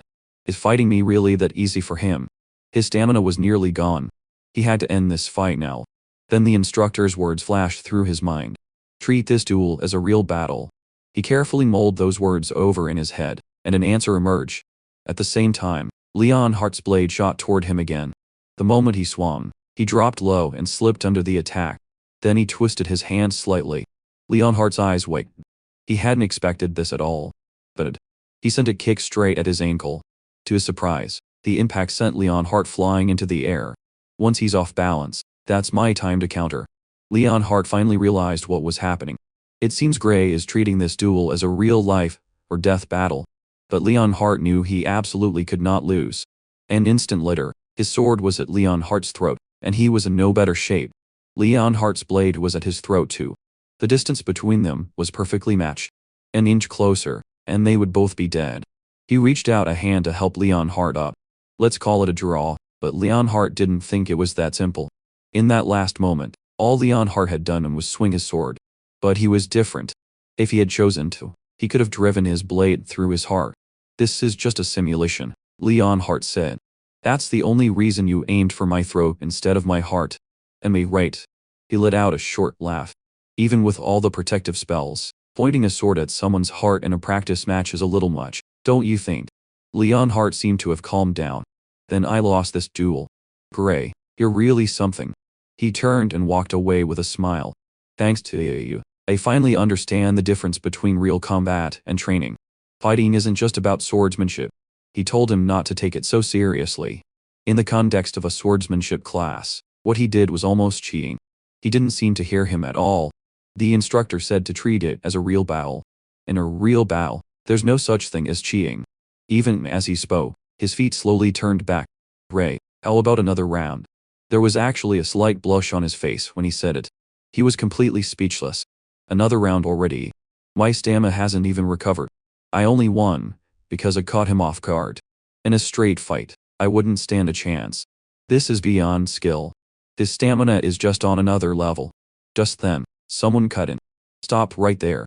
Even if this is a practical drill, this is still swordsmanship class. No one gave you permission to use anything other than sword skills. And another thing, how did a useless special admission student get paired with a top student? Don't hit a big head just because you know a little magic. He couldn't believe he was blaming him. He hadn't chosen the pairing. Luckily, Leon's heart spoke up for him. The instructor determined that I was the only one qualified to face Gray. Please do not interfere. The noise brought the instructor over. As Leon's heart said, I arranged the pairing. I said I would pair students of similar strength, didn't I? The instructor believed he was the only one who could stand against Leon's heart. Hearing that, Leon's heart nodded in satisfaction. The instructor's judgment is as sharp as ever. The instructor could see he was unhappy. If you're unhappy about it, feel free to test his strength yourself. Beat Gray and you'll earn the right to face Leon's heart. At those words, the guy's face lit up with excitement. Ow, that's exactly what I was hoping for. He declared he had earned his spot here by beating the proctor himself. Don't lump me in with those who just barely passed or those who didn't pass at all. Meanwhile, Leon's heart was laughing coldly to himself. He was judging Gray entirely on the type of admission without knowing Gray's true strength. It's like looking at a past version of myself. This is not going to end well for him. Leon's heart even saw this as a perfect opportunity, a chance for Gray's strength to be recognized by everyone. Leon's heart stared ahead with barely contained fury. He was itching to tear this guy apart. After all, this man had dared to interrupt his precious private time with Gray. The guy felt a shiver run down his spine and looked up, confused. He met Leon's heart's furious gaze. In his mind, Leon's heart thought, for this crime alone, you deserve to suffer. Now, the guy was completely bewildered. Why is Leon's heart angry with me? Isn't Leon's heart always against special admission students? Seeing all this, the instructor asked if he wanted to accept the challenge. He didn't know exactly how strong he was, but if he got in through the regular exam, this fight wasn't going to be easy. One thing he could be sure of, his stamina and physical strength would surpass his. Even with his master's brutal training, he couldn't overcome years of dedicated conditioning. He wasn't entirely confident, but losing wouldn't get him expelled at least. The instructor nodded. Losing won't get you expelled. This is just a practical class. However, either of you should hold back. He accepted the challenge and raised his sword. Ready. The moment the match began, his opponent charged at him at full speed. It's time to put the special admission students back in their place. He sneered. Know your role. The next second, their swords clashed, but something surprised him. His blade was much lighter than he had expected. With a slight push, he sent him skidding back. His expression froze. He hadn't expected him to be able to overpower him. He kept a straight face. His strength is nothing special. He must have other tricks up his sleeve. He had every reason to suspect he was holding back. No one strutted with that much confidence without an ace up their sleeve. But what he hadn't expected was this. A casual swing of his sword and he drew blood. He went flying. He rushed over to check on him. I was aiming for your sword just now. I didn't mean to hit you in the face. I thought you'd dodge. Then he watched him retrieve his sword. He yelled through his tears. You only hit me because I wasn't ready. You won't be so lucky a second time. Even the instructor looked like he was getting a headache. If you insist on going, then I'll let him continue until you've had enough. I won't interfere again. The second round began. The challenger charged at him again with his sword raised. A minute later, he looked at him with an awkward expression. Are you alright? The challenger was covered in bruises from head to toe. Even the instructor couldn't take it anymore. Someone get him to the infirmary right now. With the opponent gone, the instructor turned to the class and made an announcement. This year's representatives are Gray and Leonhard. Any objections? He wasn't entirely sure what being a representative meant. The instructor explained. In a few days, the top first-year students will challenge the second-year champions. It's a friendly match. Everyone fights until first contact. Then the instructor added one more thing. The first years have lost 35 matches in a row. Not a single win, but this year could be different. You and Leonhard are both top talents. You might be able to turn the tide. 35 consecutive losses. He was genuinely shocked. Is the gap between first and second years really that big? The instructor nodded. 1 year at this academy makes a huge difference. Losing is normal. It's expected. In fact, if you can put up a decent fight, that's already impressive. But if you win, it'll go down in academy history as a miracle. Just being chosen is considered an honor. The instructor left with a word of advice. Don't stress too much about it. Just enjoy the match. He stroked his chin and thought. The instructor seemed completely unconcerned. Is this inter-year tournament really not as serious as I thought? But as a God's Eye special admission student, this was a perfect chance to prove he could actually fight. He had to train hard. Meanwhile, on the other side of the academy, the professors gathered for a meeting. The final item on the agenda was a proposal from Professor Bodra. His proposal expelled the God's Eye special admission student Amy White. The speaker was none other than Bodra, a professor from the magic department. Ariel was not having it. Why would you propose such a thing? I am the one in charge of overseeing the God's Eye students. But Bodra said that was exactly the problem. Amy White failed the third-year promotion exam.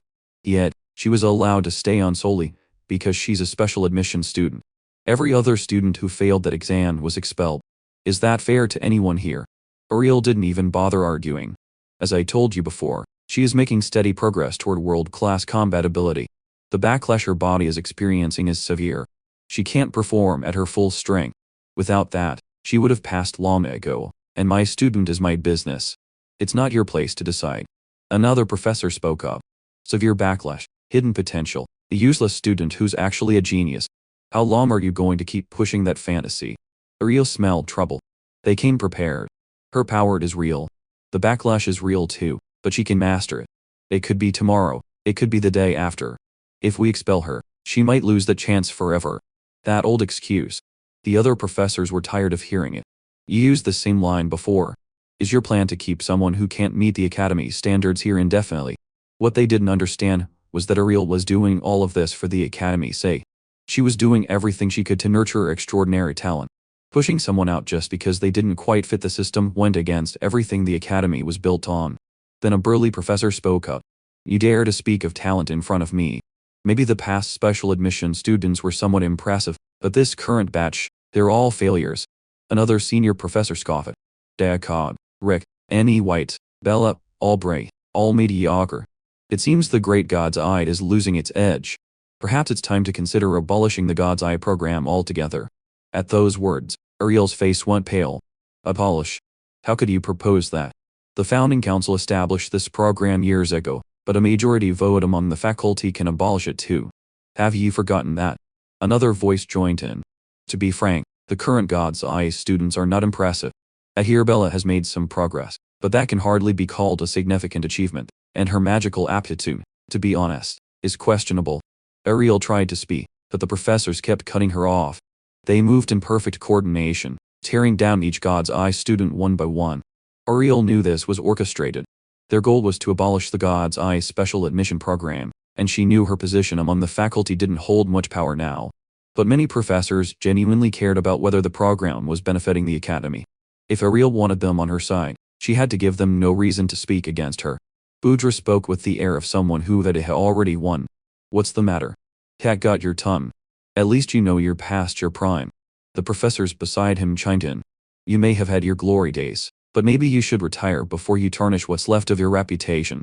Ariel could still recognize true talent. Those students needed more time to grow. With that time, they would prove themselves. All she needed to do was make sure none of them were expelled before that time came. As long as her students weren't expelled, she was willing to sacrifice anything. Just then, a professor spoke up. I hear there's a student named Gray, very promising in swordsmanship. In that case, let's have him compete in the inter-year tournament. Hearing that, Budra smiled, a cold, calculating smile. There's nothing more to discuss. He must compete. If Gray can prove himself in swordsmanship, we'll use that result to decide the future of the God's Eye program. At those words, Ariel glanced toward the Sword Saint sitting nearby. The Sword Saint gave a slight shake of his head, a silent warning. Don't let Gray fight, so Ariel refused the offer. His abilities are not suited for simulated combat. A real life or death battle. That would be a different matter. An instant later, a professor slammed his hand on the table. He stared at Ariel with barely contained rage. More excuses, Ariel. Fine, then let's just abolish the God's Eye program. Ariel's expression turned to one of shock. You don't understand. His abilities are far beyond anything conventional swordsmanship can measure. A stifling silence fell over the room. The headmaster moved to conclude the meeting. Let the God's Eye students compete in the inter-year tournament. We will decide the future of the program based on their performance. Ariel's heart sank. This was not what she wanted. Budra looked like a man who had gotten exactly what he wanted. Now I'm looking forward to this match. Meeting adjourned. Before he left, the Sword Saint gave Ariel a long, heavy look. His eyes were filled with concern for her. Ariel sat alone in her chair, completely still. She knew his true power was never going to be fully revealed in a simulated battle, and her standing at this academy was simply too low to change anything. But what was done was done. She still hoped he could achieve something in the inter-year tournament. Ariel broke down in tears. If Gray didn't make his mark, the God's Eye program could really be abolished, and all those students would be expelled. She was counting on him to save them. And now, the day of the inter-year tournament had arrived. Today, the entire student body gathered to watch the first years take on the second years. The first to be announced, the top first-year student Léon Hart. His opponent was the top second-year student Hammond. Next to be announced, first-year contestant Gray, and his opponent was DeBoer. The moment he saw him, something clicked. This is the guy who ambushed me in the hallway. Am I really going to face him in this match? In the stands, 3 or 4 rows of professors were seated, all of them focused on this match. Budra watched him with unconcealed content. He wanted to see exactly what he was made of. Léon Hart asked his opponent if it was common for so many professors to come watch. The answer, not at all. First time I've ever seen it. Last year, only 3 swordsmanship professors bothered to show. Hammond was just as confused. Why are there so many professors here today? Then something clicked in Léon Hart's mind. The professors must have heard about Gray, he said with complete confidence. Their aesthetic sense is impeccable. The more he thought about it, the more certain he became. Hammond looked at him, speechless. Is the top student seriously devoted to a special admission student? In the stand, Budra responded directly to Léon Hart's words. You guessed right. We're here to witness the final battle of the God's Eye special admission students. He didn't understand. Final. What does that mean? Budra turned to Ariel at his confusion. Didn't you tell him? He then looked back at him and delivered the news with smug satisfaction. The God's Eye special admission program is about to be abolished by the academy. The words hit him like a physical blow. Is that true? Ariel just bowed her head in silence. The silence was an answer in itself. So that's why Ariel was hiding it. If she had told the truth, she was afraid I'd use that power. And using it now would be like throwing my life away. Then she gave a faint smile. Budra is just trying to throw you off. Don't let him get to you. Just fight. But he noticed. Ariel's hands were trembling slightly. He slowly closed his eyes and said, Since the professor said so. Budra scoffed beside him. Do as you wish. Go and make a fool of yourself. In Budra's mind, once you suffer a crushing defeat, the other professors will finally see that Ariel and her God's Eye influence have lost their edge. Then he finished his sentence. Since the professor said so, there's no way I'm going to stand by and do nothing. Budra's expression shifted with a hint of surprise. I don't care if you look down on me, but I will not allow anyone to doubt Professor Ariel's judgment. Ariel looked just as shocked. She probably never expected him to say something like that. Budra pointed a finger at him. And what power did her eyes see in you exactly? Unlike your professor, those of us who haven't lost our minds seem to be in agreement. You're going to lose miserably. His words actually amused him. Then I'll just have to prove he wrong. Budra looked like he was about to come down and beat him himself. Who does this arrogant kid think he is? But the professor beside him held him back. Ariel slowly bowed her head. A quiet hope was rising somewhere within her. The referee called for the opponents. Contestants, take your positions with your partners. Ariel was incredibly worried for him. If his opponent were simply a strong student, his seasoned swordsmanship might give him a fighting chance. But that was exactly where her fear lay. His opponent was something else entirely. Debur, a man who had undergone brain enhancement surgery to push his reaction speed beyond human limits. He was, in every sense, a living weapon. Against Gray's ambush-based fighting style, he was the worst possible opponent. And all of this was that madman's doing. She hoped he wouldn't use that power, even if it meant losing. So, to put him at ease, Ariel told him, "Gray, just fight your heart out. Don't worry about me. And please don't push yourself too hard." He let out a small laugh. "Got it. Don't worry about me, Professor." And now the duel between the top students began. Both representatives took the stage. The referee explained the rules. The arena has been reinforced with protective magic to prevent fatal injuries. Activating an opponent's protective magic device counts as a win. Fight as if your lives depend on it. Both fighters looked completely confident they would win. And this clash between the best of the best in their year had every eye in the arena. The match began, and Léon Hart immediately closed the distance. Heyman's expression blazed with excitement. "Good. Your charge speed is impressive. Let me see what you've really got." Whoosh. Whoosh. They moved so fast their bodies left afterimages. The air rang with the clash of their two blades. When they came back into view, the exchange was fierce and relentless. Then Hammond stomped his foot hard on the ground. His eyes changed completely. Now they were cold and filled with murderous intent. His blade shot straight for Leonard's weak point. Leonard ducked to avoid the attack. Then, everyone witnessed a move they had seen before. Leonhart put a hand on the ground and kicked without hesitation, but the movement wasn't as fluid as it needed to be, and Hammond found just enough of an opening to dodge. Leonard let out a small sigh. "It seems they can't fight Gray's way." Hammond was generous with his praise. "You're pretty good. To be honest, you're stronger than I was as a first year." Then his excitement skyrocketed. "Now, let's pick up the pace. Let's see if you can keep up with me." Whoosh. After whoosh, Leonhart reacted quickly, but Ham kept him completely on the defensive. Before long, Leonhart was pushed back to the edge of the barrier. Thawman gave him no room to counter. He stepped in and swept his blade straight at Leonhart's throat. At the same time, the protective magic device activated. The match was over. Leonhart had lost. Both fighters sheathed their swords. It was now time for the second match. As Leonhart passed his shoulder, he said quietly, "Good luck." He had made his declaration in front of everyone. Now he had to prove it. Before time was rewound, he had defeated countless monsters that had driven others to despair. Compared to that, the odds this time should still be in his favor. And at that moment, not far from him, a sword dragged on the ground as its wielder slowly walked toward him. As he walked, he muttered, "Wait for me in hell. I'll be sending him to you shortly." So, this grim character was determined that this would be a fight to the death, and planned to leave his life here, on this stage. Just now, he stepped into the arena for the inter-year tournament against a second-year senior. The moment the match began, he charged straight at him. Against this guy, he couldn't hold back. But to his surprise, he blocked his blow. A slash that fast, and he just took it. Debur swung back with a casual flick of his wrist and sent him flying across the stage.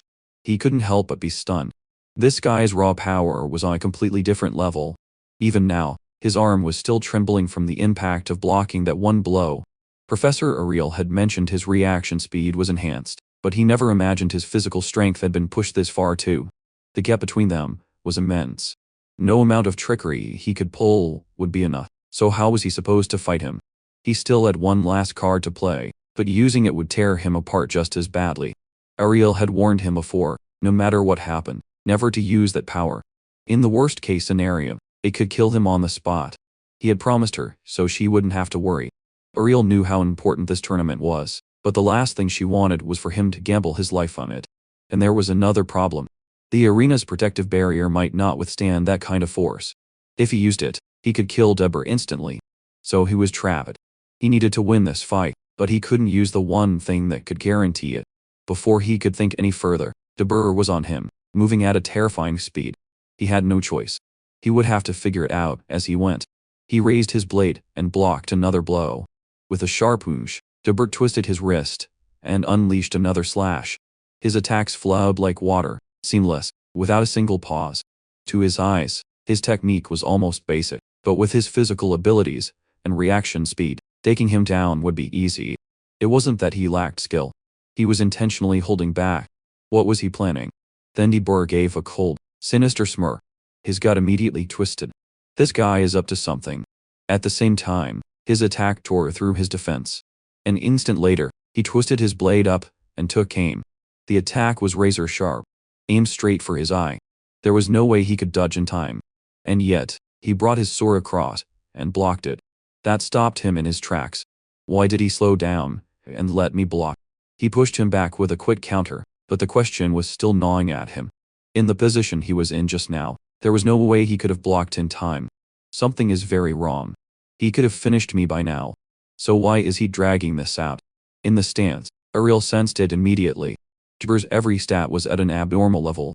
Without a moment's hesitation, she activated her god's eye. She saw it. A massive purple fire was burning inside Jibber's chest. Even she couldn't identify what kind of power it was. But one thing was certain. Whatever it was extremely dangerous. The professors nearby scoffed. This is a completely one-side match. Is your precious student really not going to concede? They continued. This second-year student is quite malicious. He could end it any time he wants, but he keeps dragging it out. What a lovely hobby. The God's Eye student can barely keep up with the second year's attacks, and he still won't give up. Doesn't that just prove how outmatched he is? Professor Bodra's eyes glittered with mockery. Perhaps he already knows the God's Eye program is about to end. Maybe this is his way of sending us a message that if we just wait, the entire special admission system will collapse in chaos. The professor beside him nodded in agreement. Exactly. What a thoughtful student, truly dedicated to the Academy's prosperity. Ariel's voice cut through their exchange. Stop the match immediately. This is dangerous. Professor Bodra raised an eyebrow. Dangerous? What do you mean? You're talking about a practice match. Another professor suggested. She doesn't know. Let me explain. The arena is covered by a powerful protective spell. Any attack with the potential for lethal damage is automatically nullified. That spell, it's the nearly invisible blue barrier surrounding the stage. That's why students can fight with all their might without fear. Unless you have another reason to stop it. Ariel knew all of this. But it's not enough to protect Gray. No sooner were the words out of his mouth than a terrifying wave of energy exploded from Dubber's body. The dark aura billowed outward, creeping toward the stands. And even Ariel felt a shiver run through her. The fear was growing heavier inside her. Her suspicions were confirmed. Something is very wrong with this guy. He's trying to kill Gray. Dubber dropped into a charging stance. The dark aura coiled and swirled around his entire body. With a deafening boom, he swung his sword without hesitation. A massive sword beam tore through the air in his direction. His heart clenched at this power. It was on a completely different scale. There was no way he could face it head-on. The sword beam shot toward the heavens. A massive explosion shook the entire arena. When the dust finally settled, he swallowed hard. That force, it was absolutely horrifying. A deep gash split the arena floor. If he hadn't moved in time, that would have been him. What shocked him most was that he had cut through the protective barrier. That meant the magical protection around this arena was completely useless against him. Lucky for everyone, he didn't break the final layer of defense. If he had, Professor Burr would probably be dead. This was the moment Ariel seized. I told you that barrier couldn't stop his attacks. She held out her hand and cast a spell. That damn Bradley. I can't believe he would implant something like this inside a student. She was trying to break the barrier from the outside and get in to subdue Dubber. But her power alone wasn't enough to break the formation. She couldn't get a binding spell through. Left with no choice, she turned to the others behind her. This is an emergency. Deactivate the barrier and call off the match. Someone will die now if you don't. But those professors were frozen in shock, too busy panicking to hear a word. She said. No wonder they were always the first to run when a real crisis hit. Ariel glanced at the stage. Breaking this from the outside would take time. Time she didn't know if Gray had. She called out to him. Run. Stall for time. Trust me, he wanted to run. The problem was actually getting away. An instant later, Chubur was on him again, sticking to him like a shadow, giving him no room to breathe. If he turned his back on him for even a second, he'd be dead. The raw power of that last slash had sent a wave of fear through everyone watching in the stands. The Sword Saint watched in silence. The professor's magic will take at least 30 seconds to reach the stage. On a battlefield, 30 seconds is an eternity. I think we have no other choice. It may be a little early, but he believes I can do it. Back on the stage, he kept moving, dodging, buying every possible second. The Sword Saint stood up and yelled, Imagine your body is the sword. Don't swing the blade. Use that power to move your body. He heard him loud and clear. The problem was Dur wasn't giving him any openings. But he trusted the Sword Saint. He wouldn't set him up for failure. So he pushed off and created a gap between him and Dur. Let's see if this works. He was a single sword. He focused, channeling everything into a single point of concentration. He stopped thinking about the attack coming at him. He poured everything into one thought. I am the sword. Dur's attack drew closer. He didn't move, not an inch. With a deafening clang, his attack slammed into the protective barrier, and he was gone. At the same time, Dur's expression twisted into one of pure shock, because he was standing right behind him, and a formidable power was radiating from his body. Dur couldn't believe it. How did his speed increase so much so quickly? From his perspective, his movements had become sluggish. In other words, he was faster than him now. So this must be what the Sword Saint called the union of man and sword. An instant later, he struck without hesitation, and it was just as he had predicted. The protective magic device on his face activated as his power flooded into the blade. Dur's protective device began to crack and splinter. Then his body was thrown backward with immense force. He had intentionally not aimed for his weak points, but that didn't matter now. What mattered was that he had destroyed the protective magic device. That meant he had won. The raw power of the blow had carved a crater in the arena floor beneath him. On the podium, Professor Backdoor went pale. He couldn't believe his attack just broke through the protective barrier. What kind of battle is this? The Sword Saint quickly called for the referee. Go check on that student. That last blow. It shouldn't have hit anything vital. The referee moved instantly, calling for the medical team. But an instant later, a hand rose from the crater. A dark aura rose and coiled around his entire body. The Sword Saint's eyes narrowed. Something is definitely wrong with this guy. The dark aura poured from his every inch. His hair stood on end. He let out a furious roar toward the heavens. He had completely lost it. Ariel immediately warned him, the battle isn't over. Stay on your guard. But every instinct he had was screaming at him to run. Waves of dark aura shot toward him from all directions. They didn't just carry an overwhelming pressure, they struck with real force and impact. He had no choice but to keep backing away and maintain distance. To his eyes, the attack speed of the dark aura wasn't fast enough to hit him, but the arena floor itself was being destroyed. Professor Backdoor was frozen in disbelief. Behind him, people were already scrambling to escape. At the same time, the magic team arrived. 2 or 3 of them began working to deactivate the barrier, but it would take at least another 10 seconds to bring it down completely. 10 seconds felt like an eternity on this battlefield. Those 10 seconds could decide everything. All he could think about was surviving those 10 seconds until the teachers could intervene. But looking at the monster before him, he wasn't going to give him that chance. He was determined to kill him. His body blurred, and he was in front of him before he could react. He raised his sword just in time to block. But that power, that speed, it sent a shiver straight through him. No human can do this. Something is very wrong with him. But then, so was he. He could hardly talk. An instant later, he repeated what he had just done. His form vanished from where he stood. When he reappeared, he was behind him, and his attack was fully charged. His eyes held the same murderous intent. He had come to end him, so he would show no mercy either. Dur's reaction speed was impressive even now. But to his eyes, it still wasn't fast enough. Then it happened. A mouthful of blood erupted from his lips. Is the mysterious power inside me overloading my body? Outside the barrier, Ariel was frantic, screaming at him to run and stop fighting. But what she didn't know was that the moment he turned his back, he would be dead. His power had surpassed anything he imagined. The only thing he could do now was fight back. In this moment, he poured every last drop of the mysterious power inside him into his blade. If you want to fight to the death, then that's exactly what you'll get. But even that wasn't enough. He needed more power, more. After what felt like an eternity, he felt the power reach its peak. Now it's my turn to hunt. With a single, sickeningly clean slash, 2 severed arms flew through the air. Dur's body was sent flying. Both his arms were gone. He had intentionally not aimed for his head. He needed to find out what had been done to him. What kind of trickery had turned him into this? Dur's pupils clouded over. A hoarse scream tore from his throat, and then he was out. This time, the only mercy he showed was letting him live. With a heavy thud, Dur collapsed.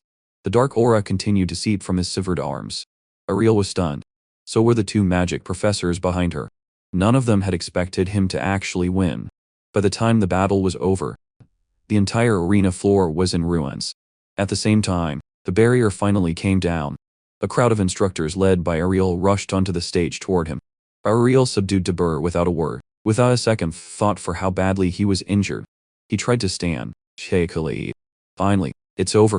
But an instant later, something was very wrong. Blood gushed from wounds all over his body, every cut and slash sustained in the fight. They all tore open at once. The sight nearly made Ariel's heart stop. Ray, you have to be okay. She converted every drop of her magical energy into healing magic and poured it into him. 3 other professors rushed over from behind. Ariel wasted no time. Heal him now. A warm wave of energy enveloped him. Slowly, his eyes opened. A faint smile touched his lips. God's eye special admission. I kept it. Seeing him conscious, Ariel breathed a sigh of relief. But a second later, she froze. She hadn't expected him to just stand up. 2 of the professors stared in disbelief. Are you sure you're okay? You're already on your feet. He looked at Ariel and asked her to check him with her God's eye. Ariel slowly removed her glasses. A blue light blazed in her left eye. But as she scanned his condition, her expression twisted into one of pure shock. She could hardly believe what she was seeing. After channeling that much power, his soul didn't have a single scratch. As for his body, the healing magic had done its work. There was no more pain. The Sword Saint chuckled quietly from the side. It seems it worked. We've reduced the backlash just as I predicted. Ariel turned to him with a sharp edge in her voice. Is that what you call reducing the impact? The Sword Saint felt something was wrong in her voice. He glanced over and saw exactly what he had feared. Ariel was clearly furious. Without the defensive magic, he would have been dead. The Sword Saint tried to calm her. We kept the damage within the range that healing magic could handle. All things considered, it was a good outcome. Ultimately, the Sword Saint wanted him to be able to withstand the backlash on his own one day. That takes time, and now I understand why you pushed me so hard in training. It was all for this. All in all, a lot had gone wrong, but the outcome was acceptable. Then Ariel glanced at Dabur, just a stump on the ground. This guy has way too much murderous intent in him. Ariel turned to the professor nearby. I think it's time you made an official ruling on the winner of this match. Unless you've lost your sight, you should have seen clearly that Dabur's protective magic device was activated by Gray's attack. The winner of this match is Gray, first year. The crowd in the stands erupted. A first-year student had just defeated a second-year prodigy. Roars of admiration filled the arena. Gray is incredible. The God's Eye special admission really does produce something extraordinary. This victory had put an end to the first year's 35-match losing streak. To be honest, the Sword Saint didn't think that record mattered anymore. After witnessing this battle, who could doubt Ariel's judgment in granting that special admission? The headmaster chuckled quietly. Witnessing this, we have no choice but to admit she was right. No one will dare to support the proposal to abolish the God's Eye special admission anymore. If anything, we should be ashamed for ever considering it. We almost turned away a student of this caliber. Ariel didn't join in the conversation. She stood apart from the others. Her body trembled slightly, not with fear, but with emotion. Gray had given her a huge surprise today. A quiet smile spread across her face. Her eyes glittered with tears she didn't bother to hide. A bald instructor spoke up. In fact, those who pushed for the abolition of the God's Eye program owe everyone a serious reflection on their own responsibilities. The moment he said it, every eye in the room turned to Professor Bojra and his group. A cold sweat broke out on their foreheads. For once, they had nothing to say. A moment later, they scrambled for an excuse and slipped away. Watching them hurry off, everyone laughed. Never make an enemy of a god. The old saying still held true, though compared to her past self, Ariel had softened considerably. Times had changed, after all. Meanwhile, Ariel was still arguing with the Sword Saint, but he was doing his best not to listen, because she always won the argument. Ariel didn't realize that he was quietly watching her. Did something happen to you in the past? Then the headmaster's voice came from behind him. Now that the commotion has died down, there are a few things I'd like to discuss with you. He was curious. What could he want from me? But just by looking at his expression, he had a pretty good idea. Probably about the mysterious power. He kept that to himself and simply asked what this was about. The headmaster told him that, during the match, it was clear that Dabur had been forcibly infused with some kind of unnatural power. We will conduct a full investigation, but the fact remains, a match that should have been perfectly safe, nearly claimed a student's life. He bowed his head respectfully and apologized. The academy failed to detect the anomaly beforehand, and for that it must take full responsibility. He had come to apologize personally. He chuckled quietly, relieved he wasn't asking about his power. Please don't worry about it. In the end, no lasting harm was done. The headmaster adjusted his glasses. Thank you for your understanding. Now then, after Dub lost control, you unleashed some kind of power as well, didn't you? He sighed inwardly. No one at this academy is straightforward. They all love the friendly first, hostile later routine.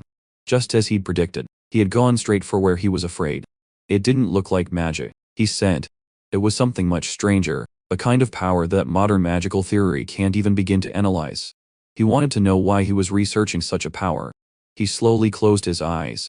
He didn't know how to answer. No matter what he said, he couldn't explain what lived inside him. Until he had fulfilled his mission, he couldn't reveal anything, especially with the mastermind behind the purger still lurking somewhere in the shadows. So he told him straight up, I don't know. The headmaster didn't believe it for a second. You used that power yourself, and you're telling me you don't know what it is. He explained again. I didn't know I had that power inside me. It was Professor Ariel who discovered it, and explained it to me. Ariel glanced at him. She didn't know what he was plotting, but she knew every word he had just said was a lie. By the time he had defeated the ogre general, he could already use that power freely. He met her gaze, and sent a silent message. Please play along. To stop the purger, I need you to continue playing the role of the one who holds the power. Ariel read his expression perfectly. So that's your game. You've thought this through. To be honest, you don't act like someone experiencing life for the first time at all. Don't tell me you're one of those reborn heroes from a fantasy novel. But then, that's too ridiculous to even consider. Ariel slowly stepped forward. Since you've put so much faith in me, I suppose I have no choice but to back you up. Ariel spoke directly to the headmaster. As you've observed, Gray's power cannot be analyzed through conventional magical theory. However, I can see it clearly with my eyes. After studying his power, I asked Professor Heathcote to assist in his training. That's what produced today's level of control. I am still working on how to properly guide and develop it. But for everything related to Gray's power, may I ask that it be left entirely in my hands? The headmaster nodded. After watching that match myself, I have no grounds to refuse. He then made a decision. From this point on, all activities, whether they concern Gray or the entire God's Eye special group, will be under the command of Professor Ariel, and if the Academy can assist in any way they need only ask. Both Ariel, and he blinked in surprise. The Academy had just handed her full authority. They exchanged a look, and in that look, they were both smiling. The headmaster spoke again. Now then, let's head to the underground medical wing to check on Debur's condition. I'll need your eyes for this. Please accompany me. With that, Ariel and the headmaster left together. 3 hours passed in a flash. The moment Ariel finished her investigation, she called him in immediately. According to her findings, the power used in Dur's body was nearly identical to the purger's power. The power that had erupted from Dur was exactly the same as what they had witnessed in that lab. There was no doubt about it. The dark crystal from that research facility had been used on him, but he couldn't understand what exactly happened to him. Then Ariel said something that made him freeze. The person was already dead. All that was left of his soul was the ability to receive and execute commands. So when that power was activated, Debur immediately lost control. It was all a result of what had been done to him. It's possible the moment the power was implanted inside him, the person he was ceased to exist, and the reason he came specifically to challenge you, he were targeted. This was revenge for the death of Professor Bradley. The thought led him to a darker place. If Dur was tampered with after Balion's death, doesn't that mean there's a third party involved? Ariel was sharp. She had already thought of that. Exactly. There's definitely a bigger player hiding behind all of this. I'll continue to dig into the connections, but it will take time. Ariel's gut told her that the Academy itself was involved. The World Federation Academy is far more complex than anyone thinks. He told her he understood, and if there was anything she needed, she just had to say so. Ariel rested her hand on the windowsill, letting the last rays of the setting sun fall on her fingers. She spoke softly. Thank you. Thanks to you. A losing situation was turned around. And about your power. It seems you've learned to use it without damaging your soul. He scratched the back of his head, embarrassed. Yeah, though the backlash on my body was worse than before. But what Ariel said next confused him. She told him not to worry, because the Sword Saint had upgraded his training to the next stage. His heart pounded. Really? The Sword Saint deserves full credit for this. Without him, I never would have been able to control the power's recoil. Ariel nodded. He will guide you through the next stage of training. Train under him, and you will learn to control that power on a level far beyond where you are now. The next day, He began his training with the Sword Saint. This time, the training circuit was filled with combat puppets that surrounded him from all sides. The Sword Saint called from behind him. Training like this is dangerous and painful. If you're willing to go at a slower pace, there are safer options. Are you sure about this? Behind the Sword Saint, a group of instructors watched closely. They were taking him very seriously. He nodded. This is exactly the kind of dangerous training I need to push my power to the next level. Seeing his determination, the Sword Saint stopped arguing, then began. He slowly closed his eyes and focused. He remembered what the Sword Saint had told him before. Imagine yourself as the sword. He was a single sword. He held on to that feeling. Gradually, the mysterious power began to well up along the blade. Before he knew it, the power had spread to his entire body. He opened his eyes. Training starts now. With a single, sharp slash, every combat puppet before him was shattered to pieces. The speed of that strike, it was at the absolute limit. With the mysterious power flowing through the blade, a casual swing was all it took to break them. Wherever his form passed, a light flick of the sword broke everything in its path. His goal today, destroy every last puppet as quickly as possible. The other instructors watching were stunned. Incredible. His speed is phenomenal, but the Sword Saint's expression was more complex. He had noticed something was wrong. At that moment, he swung his sword at the next combat puppet. An instant later, blood gushed from all over his body, just like before. But he knew he couldn't stop. Grinning through the pain, he swung again. And after that final slash, he collapsed. That was the signal for the instructors behind him. They stepped up immediately, channeling healing magic into his body. As the healing magic flowed through him, the blood on his forehead gradually faded. He was completely unfazed, as if nothing had happened. Thank you.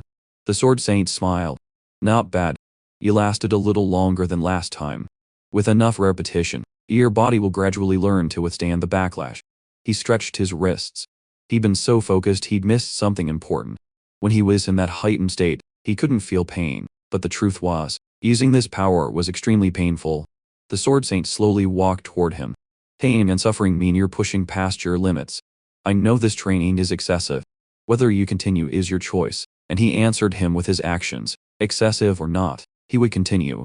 He didn't have the luxury of time. He asked the Sword Saint for another round. He needed his body to adapt to this power as quickly as possible. But then the sound of heels echoed in the room, and a voice told them to stop. It was Professor Ariel. She didn't look happy. She spoke to him directly. This training can only be done once a day. She was worried about him. Repeating it could cause damage. He told her, "It's fine. My body has already been healed by the other instructors. Using this method, my soul shouldn't be damaged." But Ariel disagreed. Physical damage can be healed, but if your mind takes another hard hit before it's fully stabilized, that's a different problem entirely. It could affect the very level at which you can use your sword. He knew this better than anyone. He had lived it firsthand. That hidden wound was the very reason he couldn't unleash his full power when he needed it most. The Sword Saint spoke up. To be honest, I am relieved. Even I couldn't bear to repeat this kind of training multiple times in a day. Listen to Ariel. With a deafening clang, the Sword Saint dropped the armor he was holding to the ground. The impact alone showed just how heavy it was. One of the instructors spoke up, confused. Great. Why are you in such a hurry to get stronger? You're already strong enough. Ariel quickly stepped in to redirect the question. This is my fault. I was the one who dragged Gray into the conflict with Bradley. Because of that, the people behind Bradley now see Gray as a target. The Debur incident was just the beginning. There's someone operating in the shadows within this academy. And the Crimson Hounds, the criminal group that likely stole Bradley's magical catalysts, could come for him at any time, so isolating him behind a thick layer of protection isn't going to solve the problem. There's no guarantee they can protect him completely. The only answer is to become stronger himself. It's the only way to survive. After hearing her, he placed a hand on his chest. Don't worry about me. Stopping Balion's experiments was my own choice. I would have stopped this no matter what, because if we don't, humanity will be destroyed. Ariel nodded with quiet satisfaction. You are an excellent student. What it can do is help you bring out the full potential of that power. The Sword Saint laughed. It sounds like you have something in mind, don't you? Ariel continuing. Don't tell me you've forgotten the fastest, safest method for a swordsman to grow stronger. At that, the Sword Saint glanced at him and gave him a slow, deliberate look from head to toe. He stood there watching him curiously, wondering what he was thinking. The Sword Saint broke into a smirk. For a swordsman, The quickest solution is a new sword. He instinctively glanced down at the sword at his side. It was an Academy-issued sword, supposed to be a top-of-the-line custom weapon. Ariel cut in. That sword may be top of the line for a first year. It can't withstand your power. He looked at the blade. She was right. There were already several nicks along the edge, as she'd said. His current power could destroy the sword without much effort. Ariel smiled knowingly. Don't worry, I'll take you to my treasury to choose a suitable weapon. The sword saint raised an eyebrow. Are you really going to let him choose from there? Ariel waved her hand. It's fine. Gray has more than earned it. She raised her hand with a sweeping gesture. Then she turned, reaching into the air. An instant later, a brilliant blue light tore through the air before them. He stared in disbelief as what looked like a door slowly materialized from nothing. Ariel turned her head and gave him a quiet, amused smile. Great, why are you just standing there? Go on in. It's time to choose your weapon. An instant later, he stepped into Professor Ariel's armory. The moment he entered, he was utterly stunned. Stretched out before him were massive vats filled with gold coins and countless strange blueprints of all kinds. The wealth stored here was more than dozens of generations could earn in a lifetime. And soon, he would get to choose a weapon from this very vault. The warehouse was so large that even Professor Ariel had forgotten where the sword storage area was. He was completely speechless at everything he saw. The sword saint spoke calmly. Your business here today is simple. Choose a sword. Professor Ariel told him not to hold back. Pick the best one. This chance won't come again. He scanned the room. Every sword here was exquisitely crafted. He really had no idea where to start. Professor Ariel chuckled. Too many choices can be as paralyzing as no choices at all. Ideally, I'd love for you to test every sword here at full power, but with your unique power, we can only test one sword per day. So, let's narrow it down and try them one by one. She picked up the sharpest looking sword in the room. Let's start with this one. The moment he held it, something felt wrong. This sword was ridiculously heavy. Swinging it would slow him down. Professor Ariel knew this, of course, but its cutting power is exceptional, she added. She snapped her fingers, and a wooden pillar appeared right in front of him. He swung the sword with a deafening clang. The wooden pillar was destroyed. Just as Professor Ariel had said, its sharpness was on another level. He was genuinely shocked. He had never seen a blade this sharp in his life. But both Professor Ariel and the sword saint agreed. This sword was not for him. The power was undeniable, but in actual combat, it was too slow. No matter how sharp the blade, it was meaningless if it couldn't hit its target. He wasn't so sure about that. Against massive, heavily armed opponents, divine beasts, fortifications, this could actually be the perfect weapon. Professor Ariel told him not to worry. She would give him a magic-infused bag. As long as he carried it, the sword wouldn't get in the way. Surely you can't just give away a sword like this, he said. Professor Ariel giggled. What are you talking about? This sword has been collecting dust here. Isn't it better off in the hands of someone who can actually use it?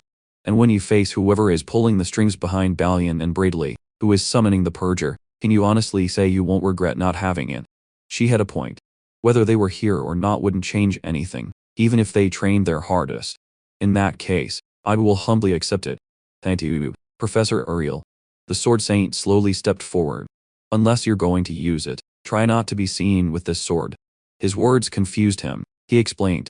If this sword were sold on the market, it would fetch at least 10 billion, not 10,000 gold pieces. His jaw nearly hit the floor. He had never heard such a ridiculous number in his life. He never expected Professor Ariel to hand over something so valuable so casually. He immediately tried to give it back, but she waved her hand. I don't do returns, especially on something someone has already held. His expression made her laugh. I said, it's yours, and I mean it. That way, you won't hold back when you use it. He thought she must be joking, but she said she never joked. If spending 10 billion can protect a God's Eye special admission student, I am more than happy to do it. This sword is a reward for everything you've done. Still, he hesitated before such an extraordinary gift. Professor Ariel took his hesitation as indecisiveness. What are you talking about? Is 10 billion not worth spending?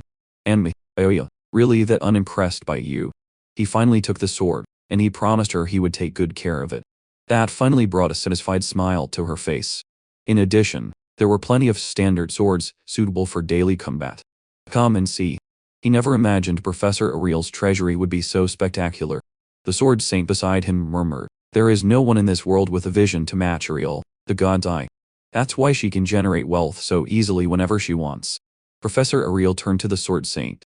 As a fine teacher, which one do you think is best? The Sword Saint began to carefully scan the collection.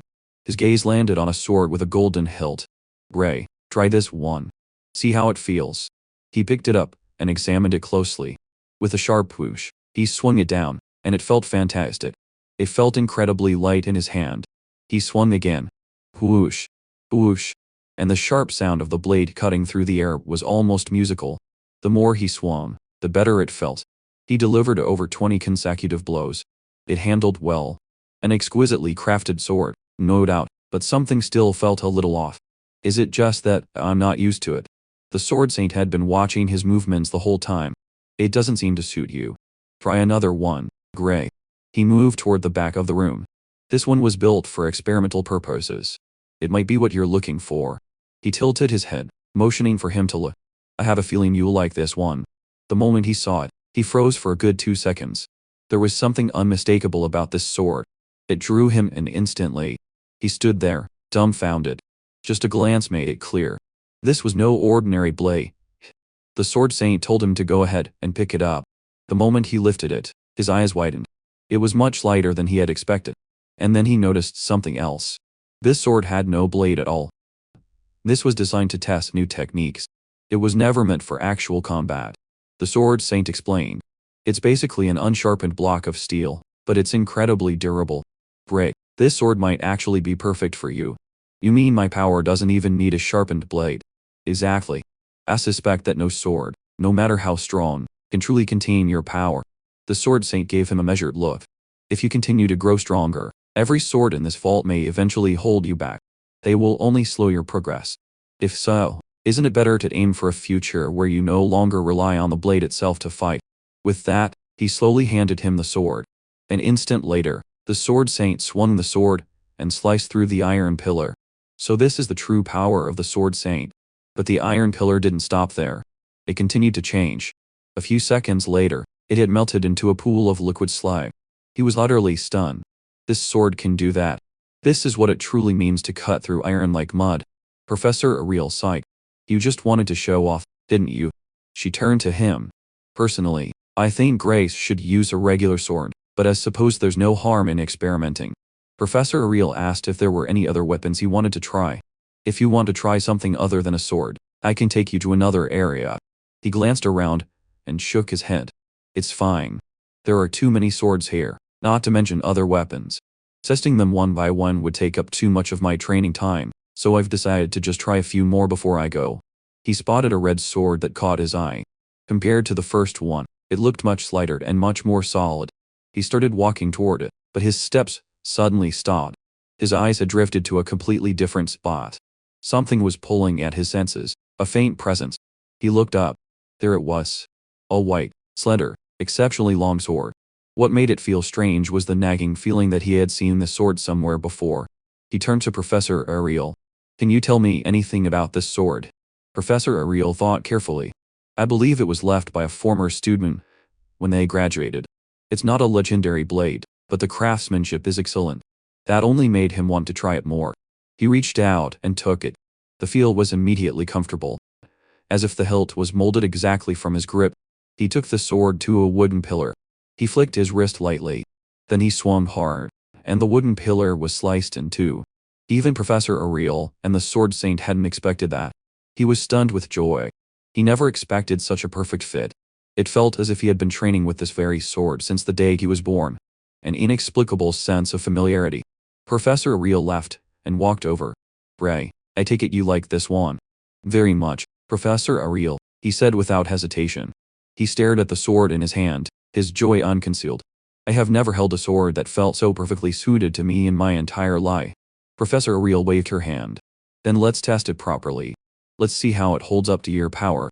He hesitated. But isn't this your former student's sword? What if I damage it? Professor Ariel told him not to worry. I'm sure this sword would rather be used than sit on a shelf collecting dust. Trust me, she's right. When he thought about it, the sword wanted to spend its days gathering dust in a warehouse. He asked who had made it. Professor Ariel said his name was Metatram. His eyes widened in shock. Of course, he'd heard the name.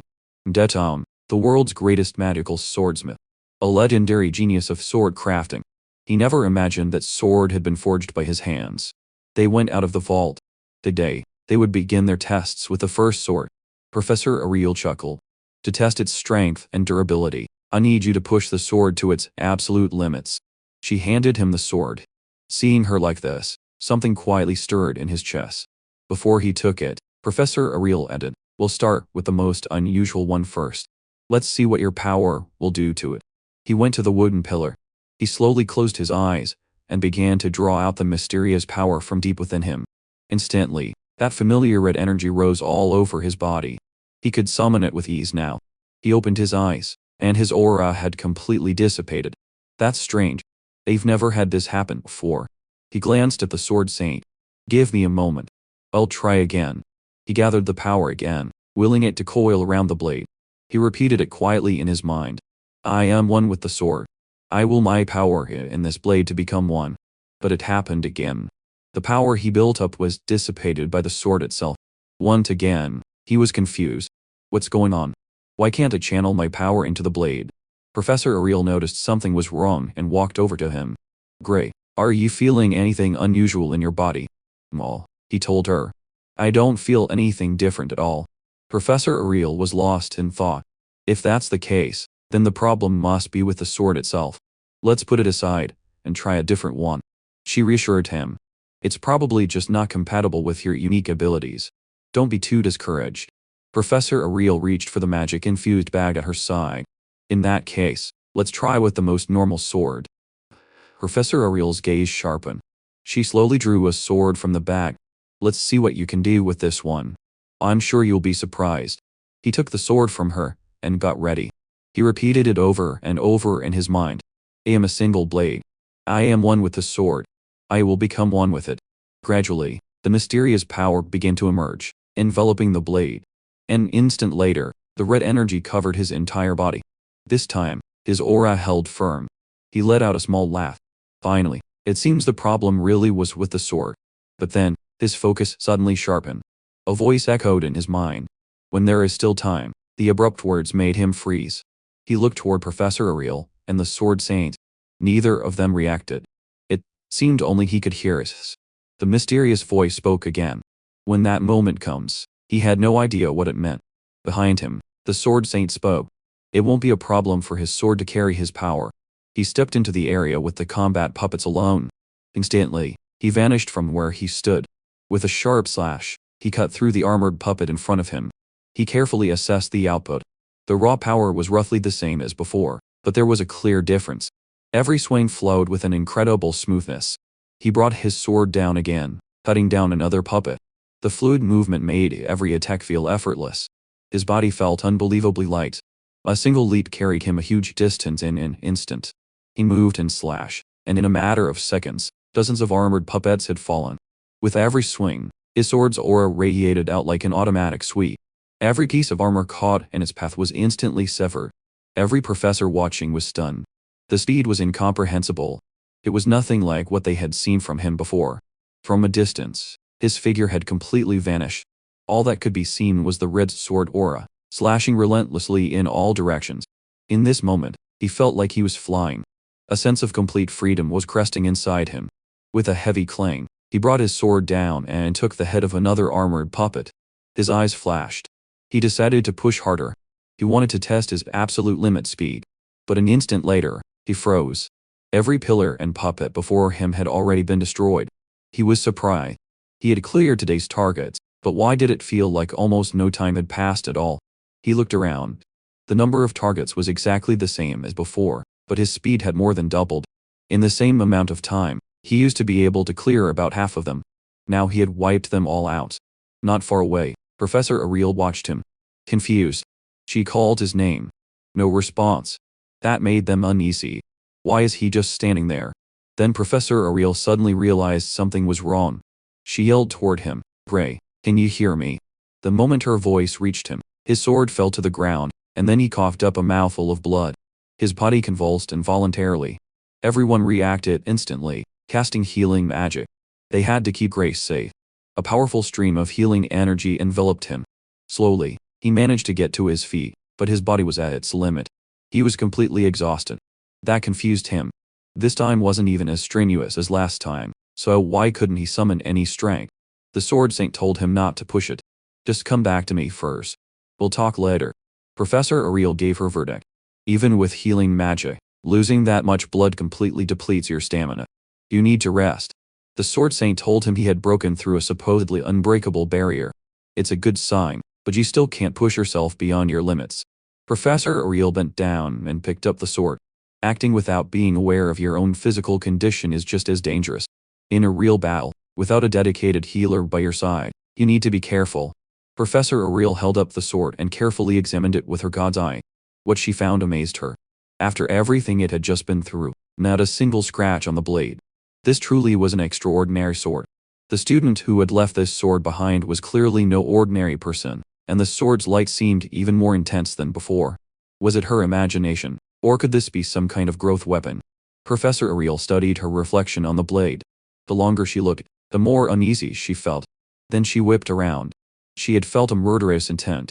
What's wrong, Professor? He asked. Just then, a massive explosion tore through the academy building. The shockwave was so strong it sent Professor Ariel's hair flying violently in the wind. The Sword Saint and he were both stunned. What was happening? With a deafening roar, debris rained down in front of them.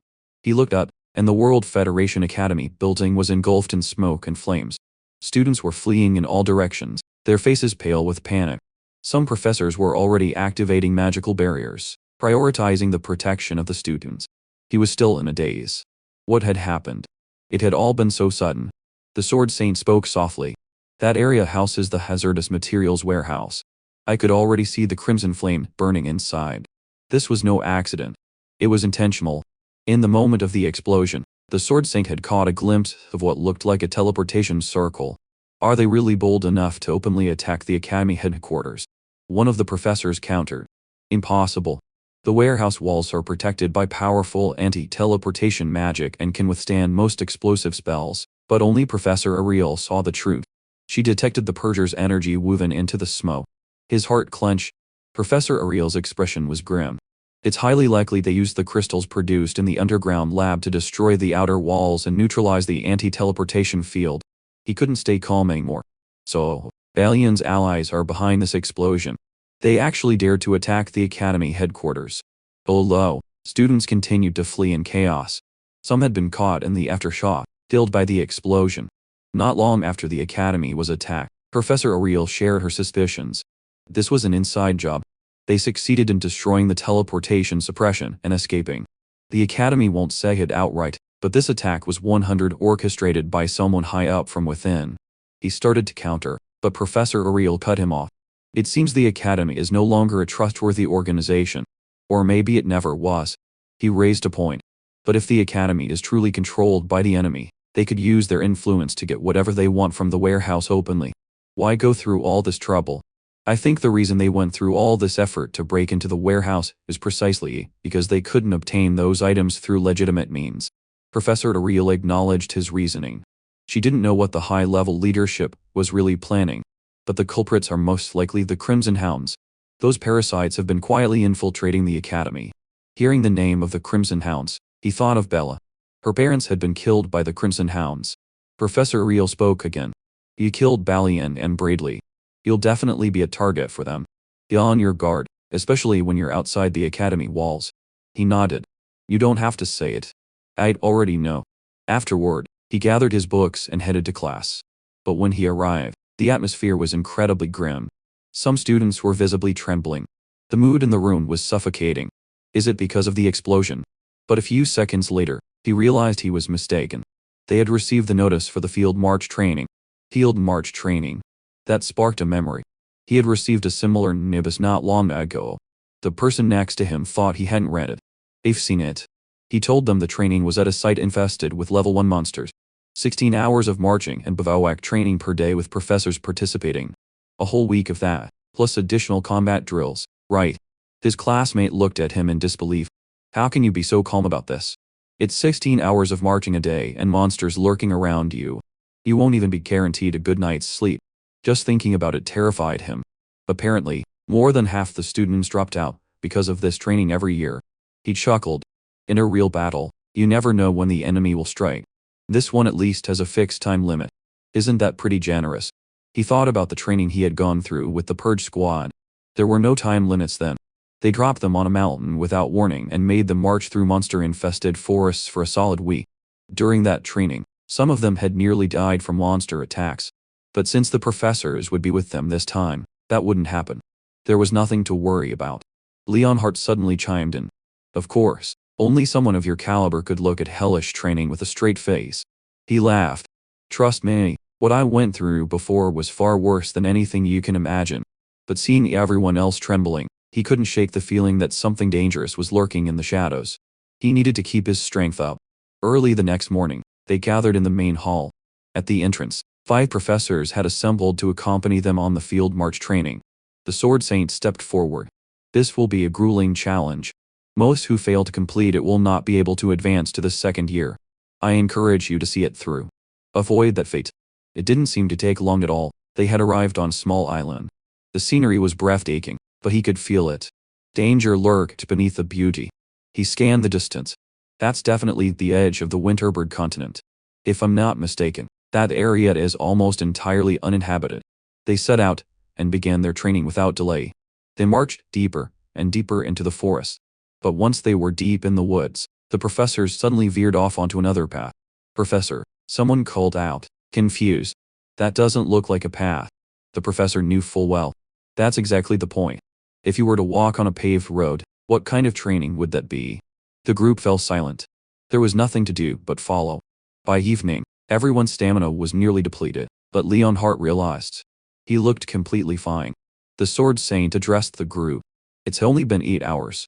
We're halfway through today's march. A few students were speechless. Only halfway, and this is just the first day. You'll get used to it. The Sword Saint said the hardest part was always the beginning. Soon, your feet will carry you forward on their own without a thought. Some students thought he was just saying that. Who could endure this every day? But then, they noticed Leonhardt was completely unfazed. He wasn't showing any signs of fatigue at all. True to his reputation as the top student of the swordsmanship course. In reality, Leonhardt was struggling too, but he was staring at the figure ahead of him and refused to look away. That figure was him.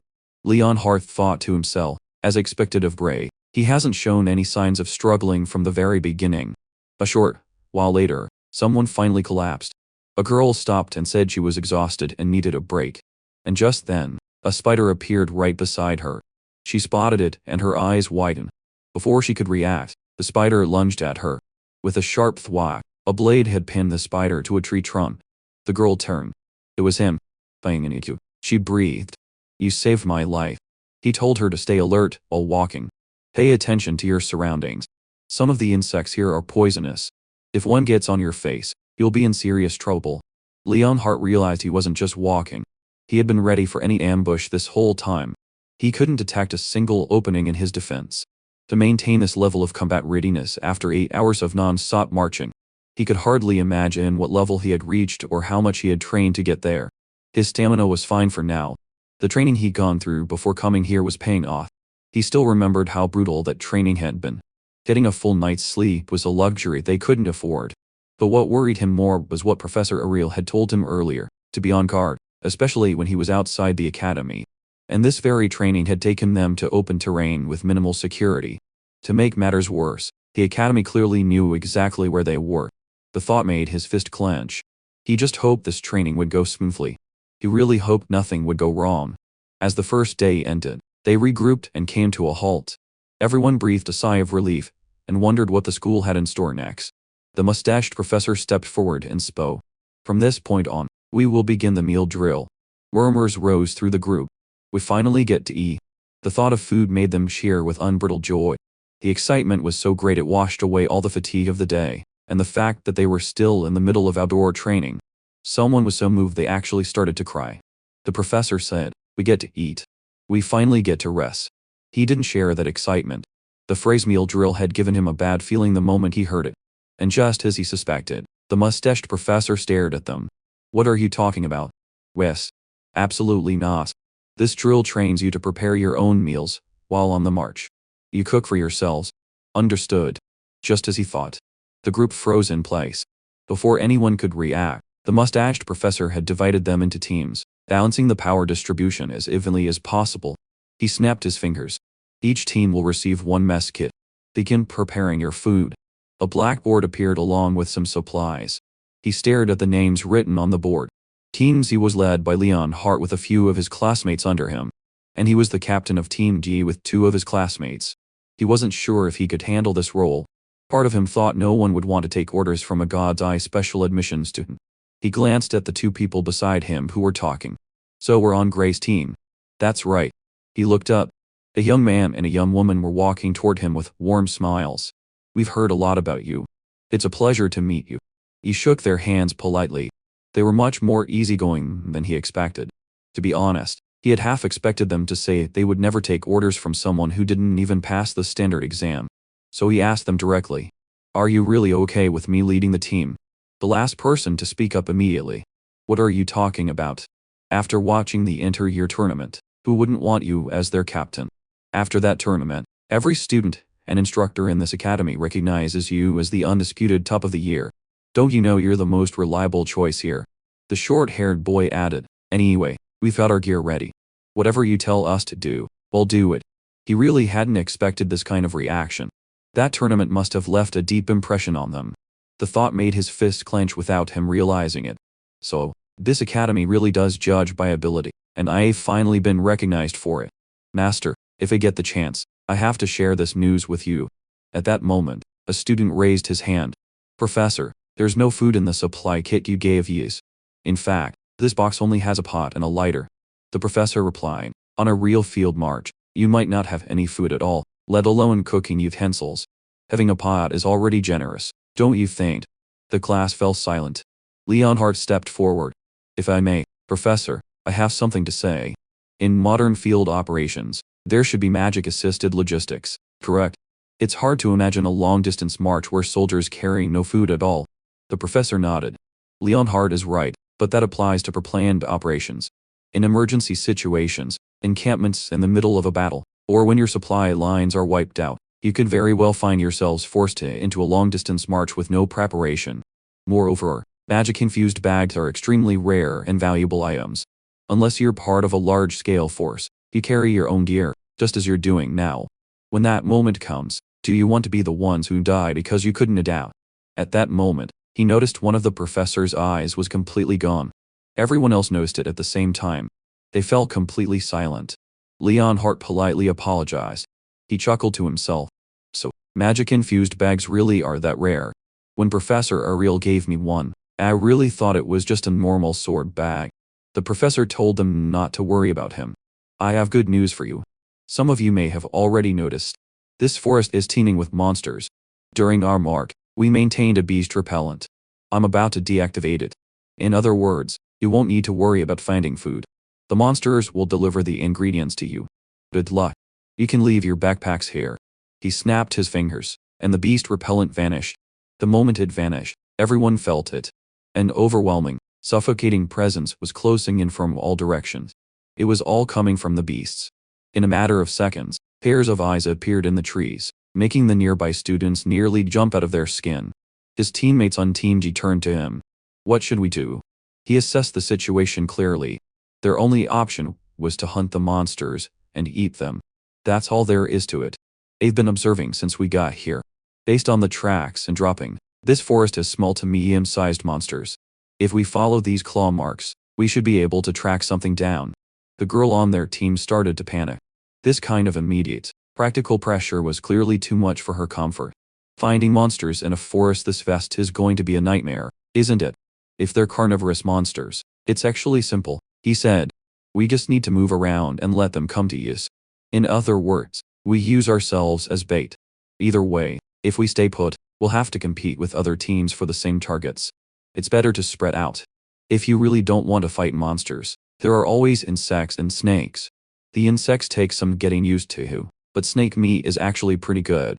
In a forest without monsters, knowing how to utilize those food sources is just as important a skill. The girl looked like she was about to cry. I'd rather fight monsters, please. We're literally surrounded by them anyway. Snake meat. She could never. The others simply said, I'm the captain. Whatever I decide, they'll follow me. They went to a large tree not far ahead. He led the team to carefully inspect the ground, looking for tracks. He bent down and examined the tracks closely. A beast passed through here recently. He motioned for the team to be on alert. It was on its way to them. Just then, the bushes behind them began to rustle. One of his teammates' eyes widened. Behind him, a fire-maned bear lion emerged. Its claws were already swinging straight for his head. One hit from a fire-maned bear lion and he would be dead.